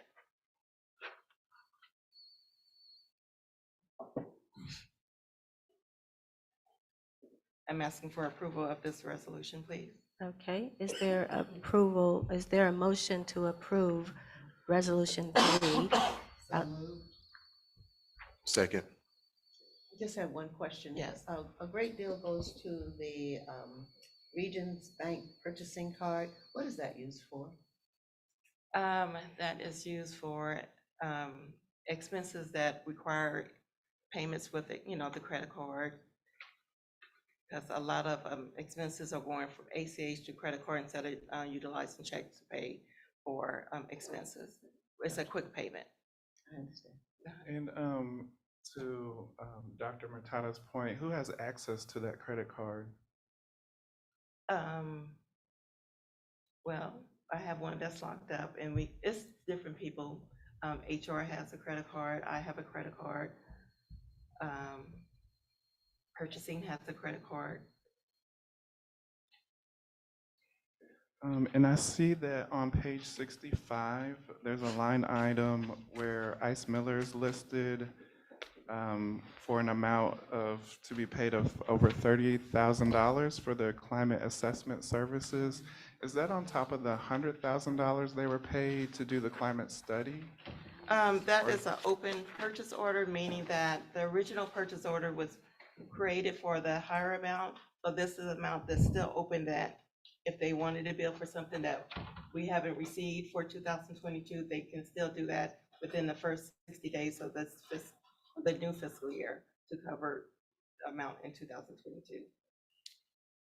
And what would they want to bill for if they've already completed their work? Well, right now, there shouldn't be an invoice, but it's called an open invoice. So just in case that we miss something that we are unaware, those invoices can come. It goes through a approval process before it's even paid. I understand. Thank you. My mom, she's an accountant, so I always ask her those financial Oh, questions. So I that's appreciate your That's a work. good question. So I welcome all those questions. So they can really get $130,000 if they choose to use that $30,000. No, only if it's for service rendered. Well, no. So it was originally approved for 130,000, I guess, because I wasn't here, and that's what the PO states. So were they still in budget, is what we're saying? Were they still in budget of the 130,000? It was under budget of the 130, yes, because that's why there's still an open PO amount. Do you have the total amount paid to Ice Miller under that PO? Do you have that available? With me right now? No, I don't have it Okay, with me would you right now. share that with the board? What's been paid to date under that purchase order to Ice Miller for the climate improvement? Okay. And are we sure that all the bills have been paid to Ice Miller? I have not been notified that there was outstanding invoices. Great. Okay. Okay. Thank you. If you can share that information with the board too, that would be great. I sure can. And then I would also just want to confirm how the decision was made to open the purchase order at if it was $130,000. Who made that decision? It must have been, if it was based on the contract, I believe. Was the contract for $130,000? If it was, then we haven't completed payment for the services provided. So if you could let us know what the initial agreement was for the services, the amount that's been paid to date. And because usually you open a PO for the amount of the contract. Right. Okay. Now, So if that you could- doesn't necessarily mean that they would utilize the full amount of that contract. Okay. So if there was an open invoice, I'm sure we've been notified by now. Okay, if you could just confirm Yeah. that for the board. I appreciate Any it. other questions about the open POs? Sure. Okay. Hearing none, we will, is there a motion to approve resolution? Oh, we have sorry, we are already on discussion, so we're ready for the roll call, please.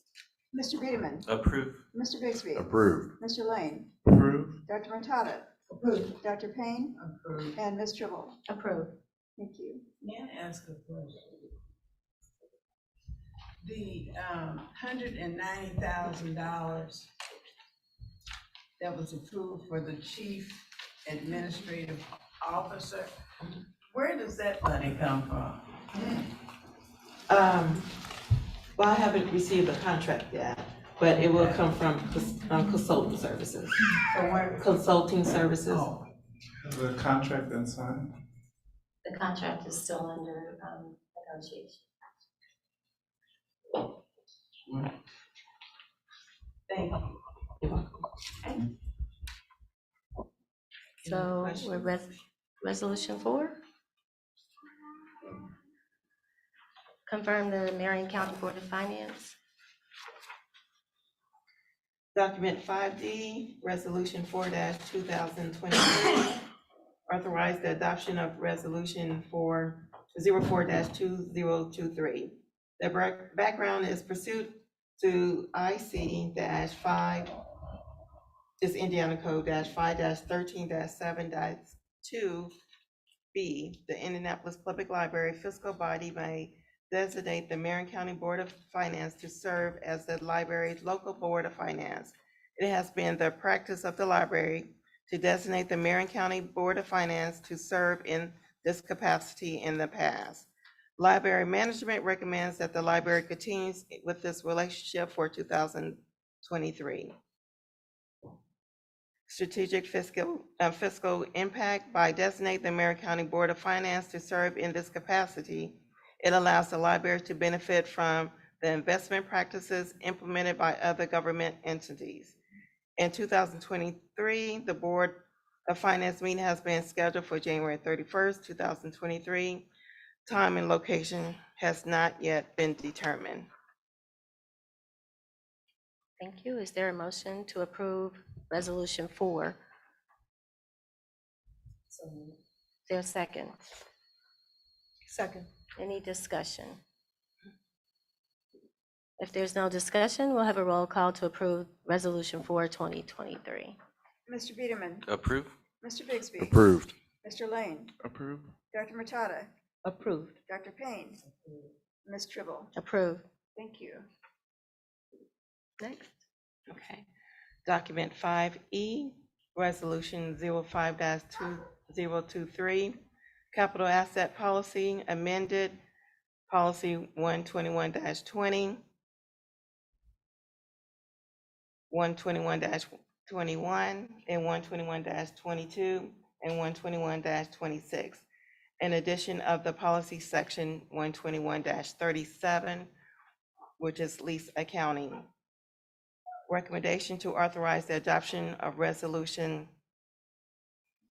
05-2023. Background, Government Accounting Standard GASB. Number 87, lease accounting has changed the accounting requirement for leases. Conforming changes as required to the capital asset policy and new policy section is added to provide the accounting requirements. Additionally, the library's current capital asset policy provides thresholds for assets that are capitalized. In a past version of the library policy, language has been included to guide staff when determining whether asset below the capitalization threshold was considered supplies or non-capital furniture and equipment.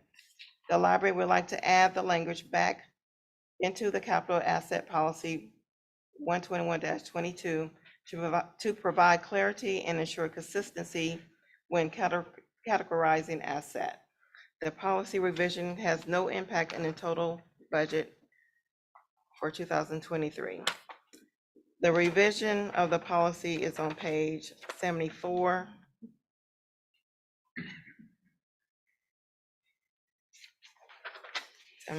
Through 76. So this revision just clearly outlines what is capitalized and what is non-capitalized assets. Just adding the language back into the policy. We noticed that it was removed at some point.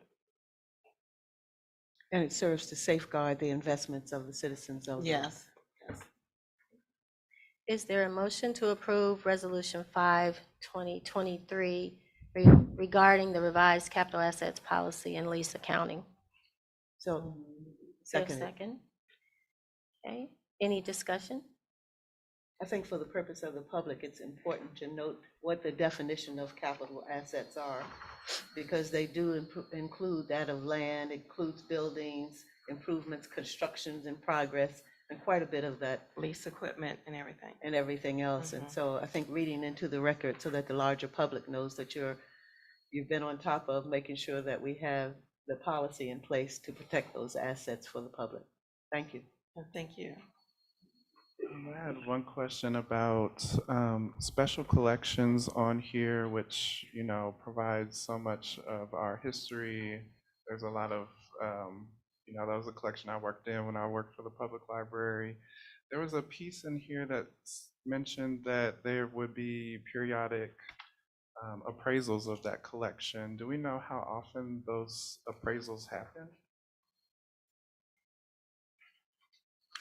Because I don't remember ever having to do an appraisal, but I know there are appraisal records, but I don't think there's like a timeline for when those appraisals happen. What I can do is research it and, you know, send an email, let the whole board know when the last appraisal was done. Okay. Okay. Yeah, and maybe special collections could look at getting it on like a regular kind of timeline. I know we do a yearly inventory, but I'm not for sure about the appraisal. So I'll look into that and send an email along with the other things. Great, thank you. Any other questions or discussion? Okay, then we'll have a roll call for Resolution 5, 2023 about the capital assets policy and lease accounting. Mr. Biederman, Approve. Mr. Bixby. Approved. Mr. Lane, Approve. Dr. Matata, Approved. Dr. Payne, Approved. and Ms. Tribble. Approved. Thank you. Our next document is 5F, and I'd like to invite Ms. Shanika Hayward up. Oh, there she is. To discuss this resolution. It's coming out of the CIS department. Good evening, members of the board. Good evening. Good evening, and congratulations, Stephen Lane. Thank you, Shanika. Okay. My name is Shanika Hayward. I am the IT director, and I'll be coming with item 5F. It's on page 77. And it's the resolution 06. It's for the approval for our annual basic maintenance of our existing networking infrastructure. I'm asking the board to approve and award a contract to Logicalis in the amount of $165K. They're our current vendor that we currently utilize for our maintenance service for our network equipment and our firewall. Everybody hear me okay? Yes. Okay.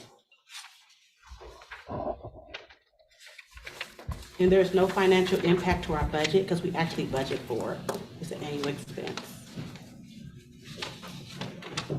We're very aware that, I'm sorry. Oh, no. The need Is for that the end of maintenance. your presentation? Yes. Okay. Is there a motion to approve the resolution? So moved. A second? Second. Thank you. Any discussion? Yeah, just wanted to say thank you. We want to make sure that our technology is up to speed and that your leadership is making a difference. The fact that you were able to bring it in with the Logicalis. Yeah. Logicalis is important too, because others did not put in a competitive bid. So thank you for that attentiveness to the possibilities for keeping us up. Thank you. Absolutely. Thank you, Shanika. And sorry that I have so many questions now, just so new. But on page 81, I noticed that there are two things on here that look like duplications, like the wildfire. Why is that on there twice? And it has the same charge. Can you explain that one to me? Absolutely. So it's on here twice because it's our software to maintain our network for Central and LSC. So we have two different locations. You're welcome. And what's your next question? Oh, okay. Any further questions or discussion? If not, we'll have a roll call to approve resolution 6 regarding the basic maintenance of existing network infrastructure. Mr. Peterman, Approved. Mr. Bixby. Approved. Mr. Lane, Approved. Dr. Vitata, Approved. Dr. Payne, and Ms. Tribble. Approved. Thank you. Thank you, Ms. Campbell and Ms. Hayward. Thank you. Thank you. Thank you. Thank you. We'll now hear from the Diversity Policy and Human Resources Committee. Raymond Biederman, Chair. Yep, just one item for today. Did you want to come up too? Okay. Thank you both for coming up. Just real quickly, this is our annual review of the acceptable use policy. Every year we look at Indiana Code section 3612.112, which covers the policy for internet and computer network usage for libraries. It's required to be reviewed annually. Not just putting it out there. There were no suggested changes for this year, so basically we are just changing 2022 to 2023, and that's going to be essentially it. So I didn't mean to steal your thunder. Yeah, if you have anything more. That was the whole report. Starts on page 98. Mm-hmm. And it's item 6A. Yeah. Thank you. Yeah, you're welcome. Okay, thank you for that report, Mr. Biederman. Is there a motion to approve resolution 7? So moved. Is there a second? Second. We'll now have is there any discussion? Just want to say that it's so important that we protect the children in our community, and that this speaks to that protection.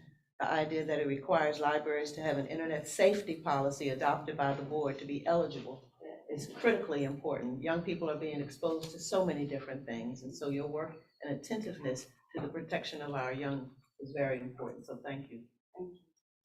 Is there any further discussion? Hearing none, we'll have a roll call to approve resolution 7, 2023. Mr. Biederman, Approved. Mr. Bixby. Approved.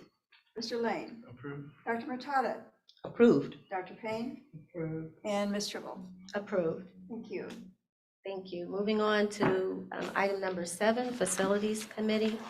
Mr. Curtis Bixby. Thank you, Madam President.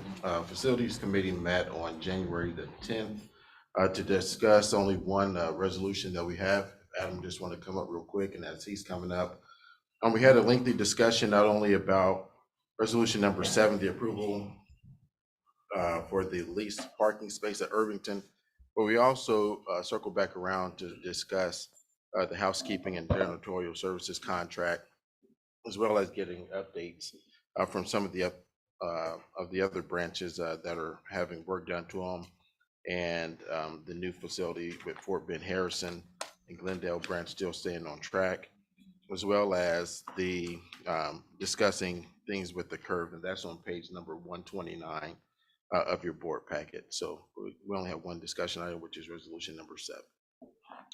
Yep. So item 7A, resolution 8-2023 for the second addendum to the Irvington parking lot lease. When Irvington branch was built, there were no parking lots available, so we decided to lease the parking lot from Irvington Presbyterian Church right nearby. This was for a 30-year lease with 2 subsequent terms for 15 years each, so this could go out to 2059. The initial term was $10,000 per year for the first 10 years, followed by 2 10% increases for the subsequent 10 years. And this started in October of 99, so the increases were supposed to happen in October of 2009 and October of 2019. The first increase did occur, however, it did not occur at a flat 10%. It occurred at a variable rate, starting at 6%, working its way up through 12.5% in 2019. We should have had a flat 10% increase to $12,100 per year in October 2019.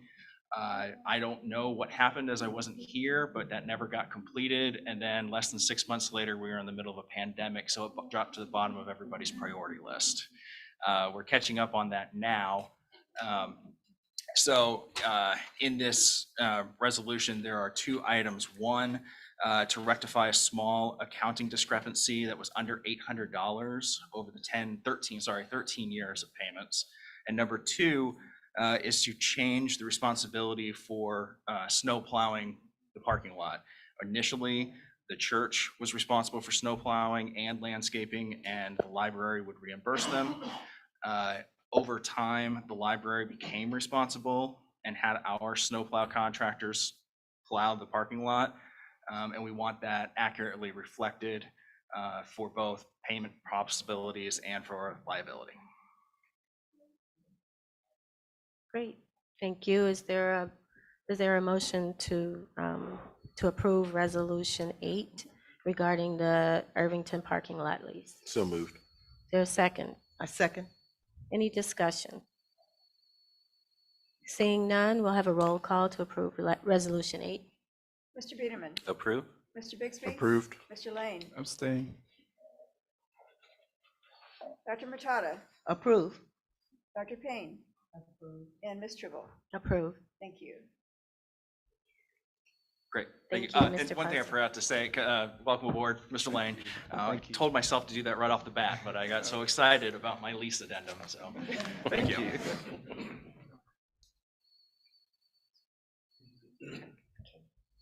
Okay, the next item, item number 8 is the Library Foundation updates.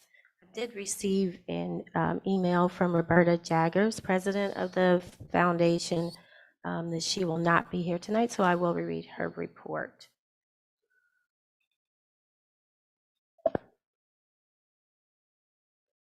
Every month, the Library Foundation provides an update to the library board. News, the Circulate Night at the Library, the annual fundraiser, is Saturday, March 4th at Central Library. This year's theme is Escape. Activities will include escape rooms led by library staff, music and art activities, and a live animal show. We are proud to offer library staff discount tickets. You can learn more about the events and buy tickets online at ndplfoundation.org/circulate. We hope to see you there.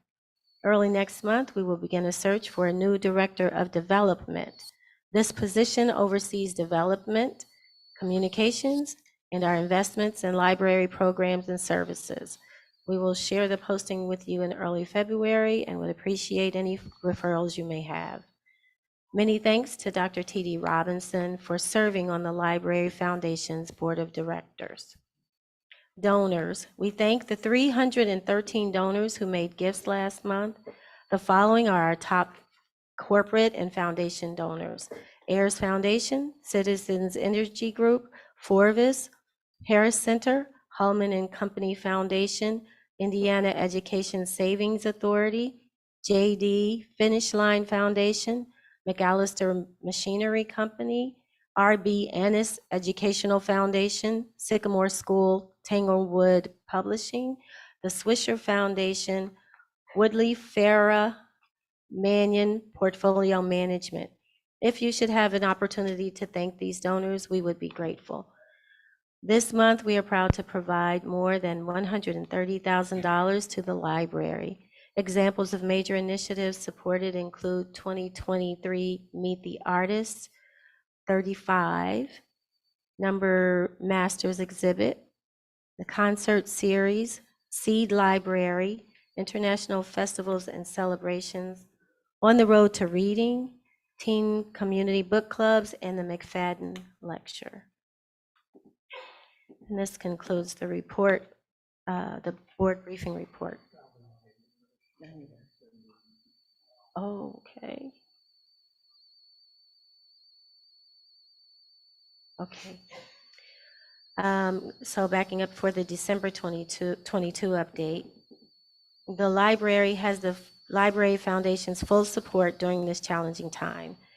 We are grateful to Nichelle M. Hayes for her work with us as interim library CEO. We will continue to fund the library programs and services while keeping donors informed about the library's direction. It is an honor to partner with our donors and the library to provide engaging cultural and lifelong learning opportunities at no cost for the community. For example, the library's holiday concert series is a beloved annual tradition. Beech Grove branch hosted a performance for the first time, and it was a resounding success. As one staff member shared, this was the first time at Beech Grove, and they decided to hold the concert in the open area next to their circulation desk where people walked through to come and go. They had about a dozen chairs set up, and those quickly filled. It's exactly the purpose of having concerts out at branches, and we ended up with about 50 people over the hour. We thank 220 donors who made gifts last month. The following are our top corporate and foundation donors: Blue and Company, Meridian Investment Advisors, and Old National Bank Foundation. If you should have an opportunity to thank these donors, we would be grateful. This month, we are proud to provide more than $138,000 to the library. Examples of major initiatives supported include the Digital Encyclopedia of Indianapolis, digitization efforts, and Fall Fest. So that concludes the Library Foundation updates. We'll move on to item number 9, report of the acting CEO, Gregory Hill. All right, we'll do the resolution, 923. Yes, please. All right, before you is the monthly confirmatory resolution related to financial, travel, and personal matters occurring between each board meeting. This resolution is in the typical form, which is before you each month. I or other EC staff would be happy to answer any questions of the board, but I would otherwise ask for your approval of this resolution. There's a motion to approve Resolution 9, 2023 regarding finances, personnel, and travel. Is there a motion? Is there a second? Resolution 9, 2023 has been moved and seconded. Any discussion? Hearing none, we'll have a roll call and for the vote to approve Resolution 9. I'm sorry, I had a little thing. Okay. I noticed in the separations, there were a lot of PSA 2s, LA 2s who've been here. One person 0 months, another 4 months, 7 months, and then the longest LA 2 was from Nora Branch, who was here 1 year. in 3 months. Is there an explanation of why a lot of the separations are PSA 2s or LA 2s, low-level library staff? I don't have an answer for that. I can check and find out with the HR staff and maybe get that information. Yeah, because I think I'm concerned with retention here. If we're losing a lot of the lower level employees, I think we should know what the reasons are why they're leaving. Can you hear me? I'm getting Oh. old, and maybe I need to hear that. No, I think the power went out or something. Just talk Yeah. louder. Okay, so I asked about the separations of PSA 2, LA 2. They were here from 0 months to the longest being 1 year and 3 months. I'm asking about support for lower level staff who are leaving. It seems there's very high turnover, and I want to see how that's being addressed. And for those in the audience, can you explain what PSA and LA Oh, sure. stands for? Yeah, the Public Service Associate 2, and then Library Assistant 2. So those are assistants to the librarians. They do a lot of the duties as assigned. That can be anything from computer help to even reference. So yeah, it would be great to see, why they're not staying so long, and how that's being addressed. So if we can ask the HR department to look at I guess we want to look at the turnover rate with regard to those levels, and maybe even organization-wide and historically, to get a sense if that's something that's happening at an accelerated rate now, or if that's the norm, which sometimes can happen at entry-level positions. So May I just say how valuable it is to have someone on our board now who knows, who's had this experience as a staff person and can ask those kinds of questions. So I'm so glad you're here.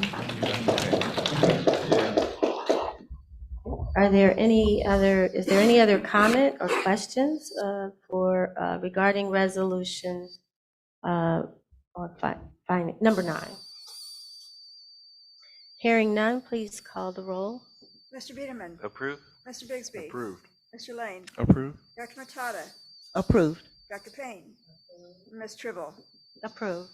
Thank you. Mr. Hill, did you have any more to add with the acting CEO report? Yes, please. Okay, again, good evening. The staff of the Indianapolis Public Library continues to focus on supporting lifelong learning in the city of Indianapolis. One of the things is system-wide communications. We continue to hold meetings with staff at branch locations as well as departments. In December, the executive committee held their meetings at the Pike branch and the West Perry branch. The area resource managers held its meeting at the Info Zone branch in December, and we will continue to hold our meetings in the branch throughout the year.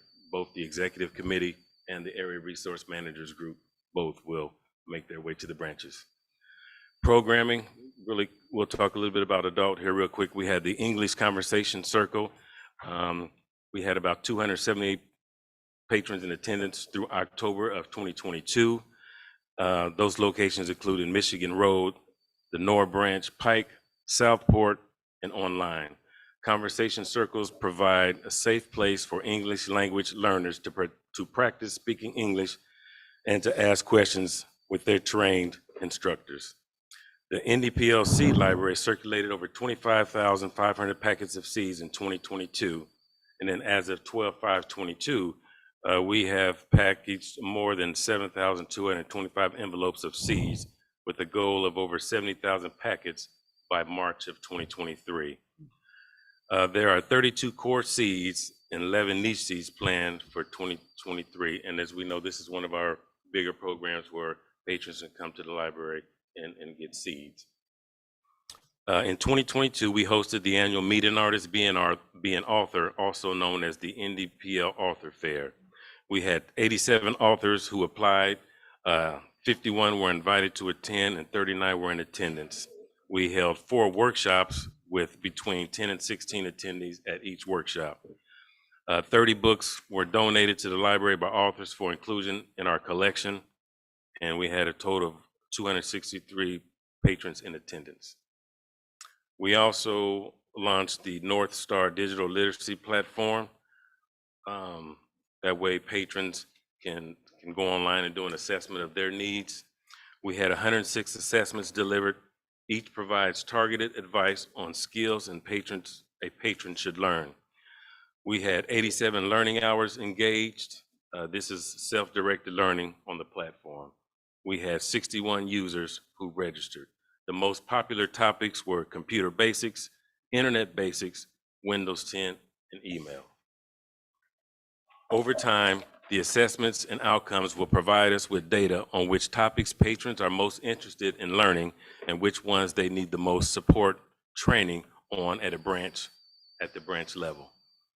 The hope is that this data will allow us to provide targeted digital literacy classes so we can offer the right topic at the right branch. The climate improvement process. The executive committee has been working diligently on the climate improvement study recommendations. We have submitted the progress summary to board members for review. The plan is to update the library website with information and progress the week of January the 23rd, 2023. The specific items under each of the recommendations from the CIP report are a culmination of information from the ICE Miller report, as well as input from and discussions with DICE committee and members of senior leadership. NDPL will continuously strive to be an inclusive and equitable place for both library patrons and staff. So we're hoping by the end of the week that we should have that information up on the website for display.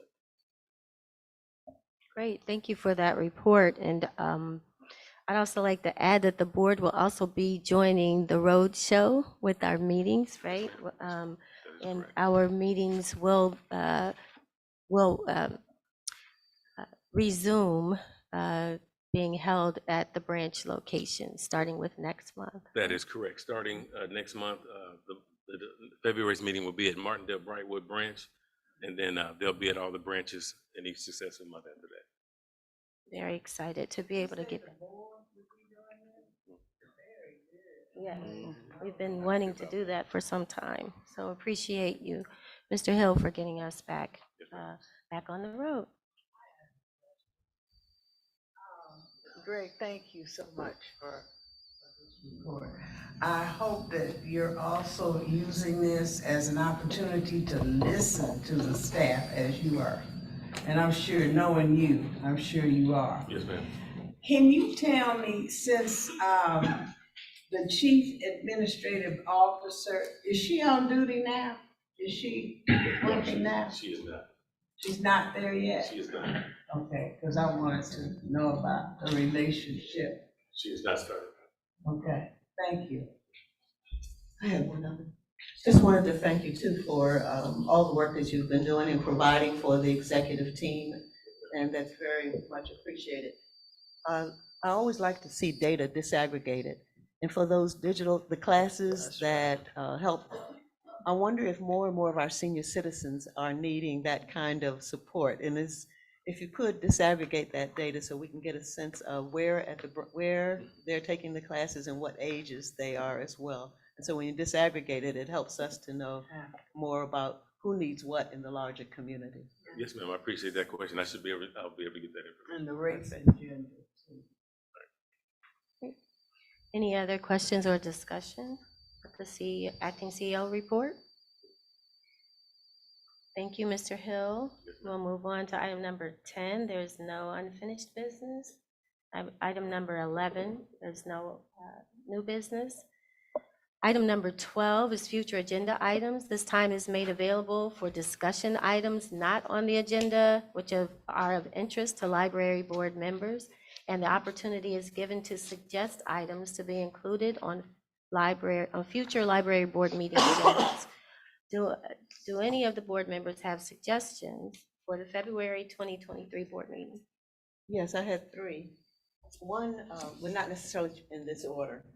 What's happening now is the need for us to start thinking about our public strategic plan and how does it really get developed? And so have Dr. Terry Jett in the past worked with Garrett and myself to start thinking about and planning for that strategic plan.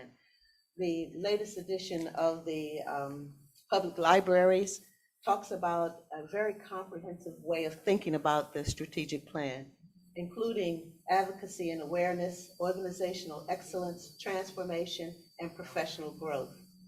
Right now, many libraries, and another trend that is occurring is that there's an escalating intensity in attacking the books and the circulation and the types of books that are available in our libraries.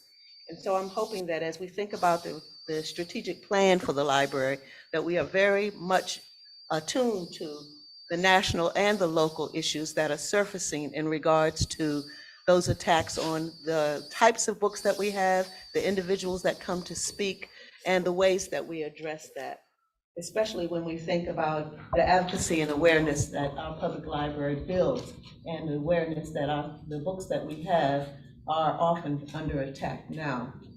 Just want to stress that as an important part of planning for our public strategic plan. The second thing has to do with our library social worker. She's confronting and working as a singular individual with the executive team, from what I understand, to move things forward. And there are lots of issues, including homelessness, issues that are so important for the social worker to address. Yana McGraw, and if we could ask her to come and speak with us again. It's been a long time since she last spoke to us. And I think if the board is willing to accept that, we should consider having her come back and speak.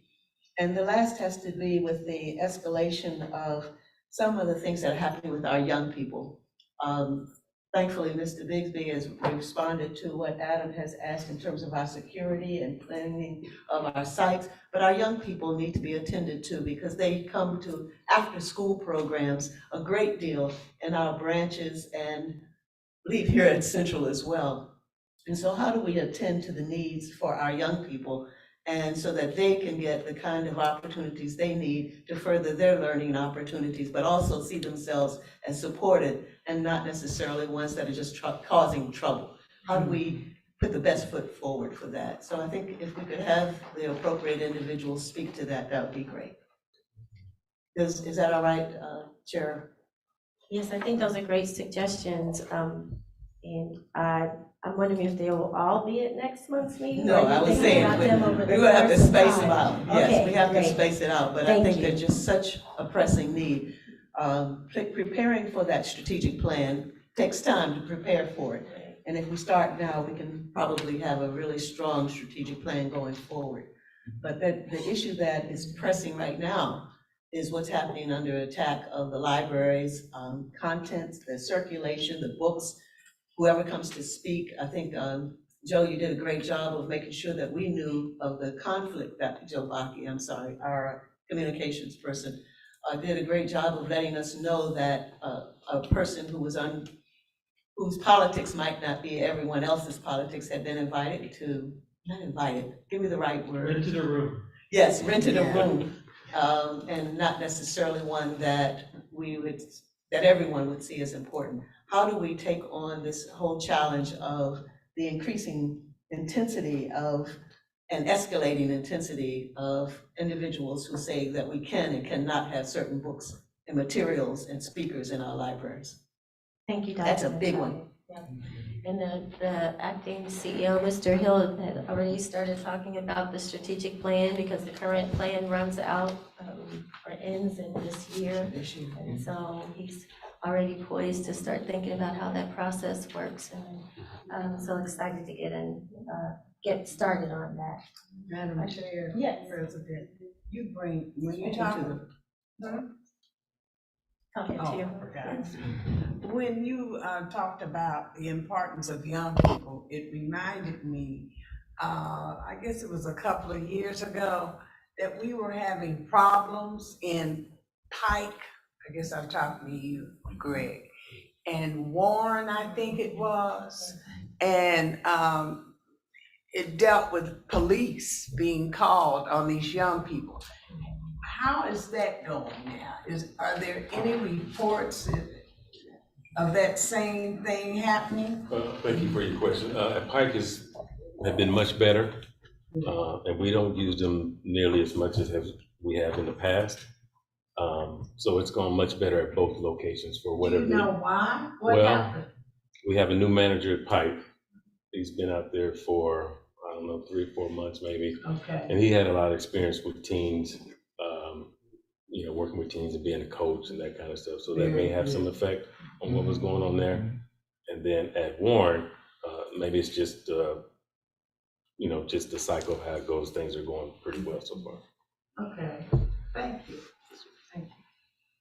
I think that stepping up the teen support program will make a big difference. And as you said, having the right individuals in place who are intentional about that make a big difference.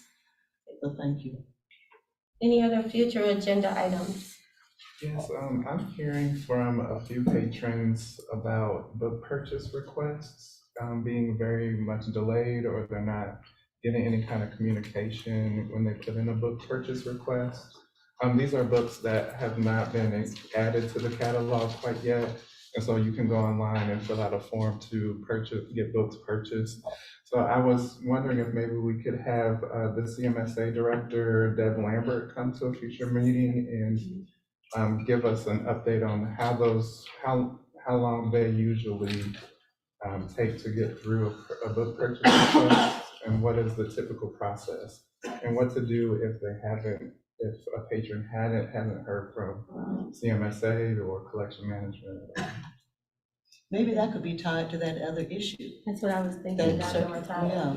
Yeah. And also we don't have to wait for another meeting to find out about that. I Right? can- Just get some information about the operations of it in the interim. But to hear from Ms. Lambert about how the collections, I think that's a fascinating process anyway. So it'd be good for the board to get an update on that too. So add that. I know Garrett makes a report. He reported once before to us about the incidents happening at the different branches. And perhaps that's tied to that other comment about what do we do in terms of things that are going on. If we could have some of that report come back to us, Greg, that would be helpful. Yes, ma'am. That's that incident that, I forget what it's called though. The incident reporting system. We can get that information. All right, thank you for that. I want to move on to item number 14. The board meeting schedule for 2023. The board meeting schedule is being finalized, and as we mentioned, they're going to, board meetings will be at different branches. And so the notice of the next regular meeting of the library board will be Monday, February 27th at the Martindale Brightwood Branch Library at 2434 North Sherman Drive at 6:30. Is there any other business to be discussed? Move to adjourn. Hearing none, the meeting, motion and second. All in favor? Aye. Aye. Those opposed? This meeting is adjourned. Thank you all.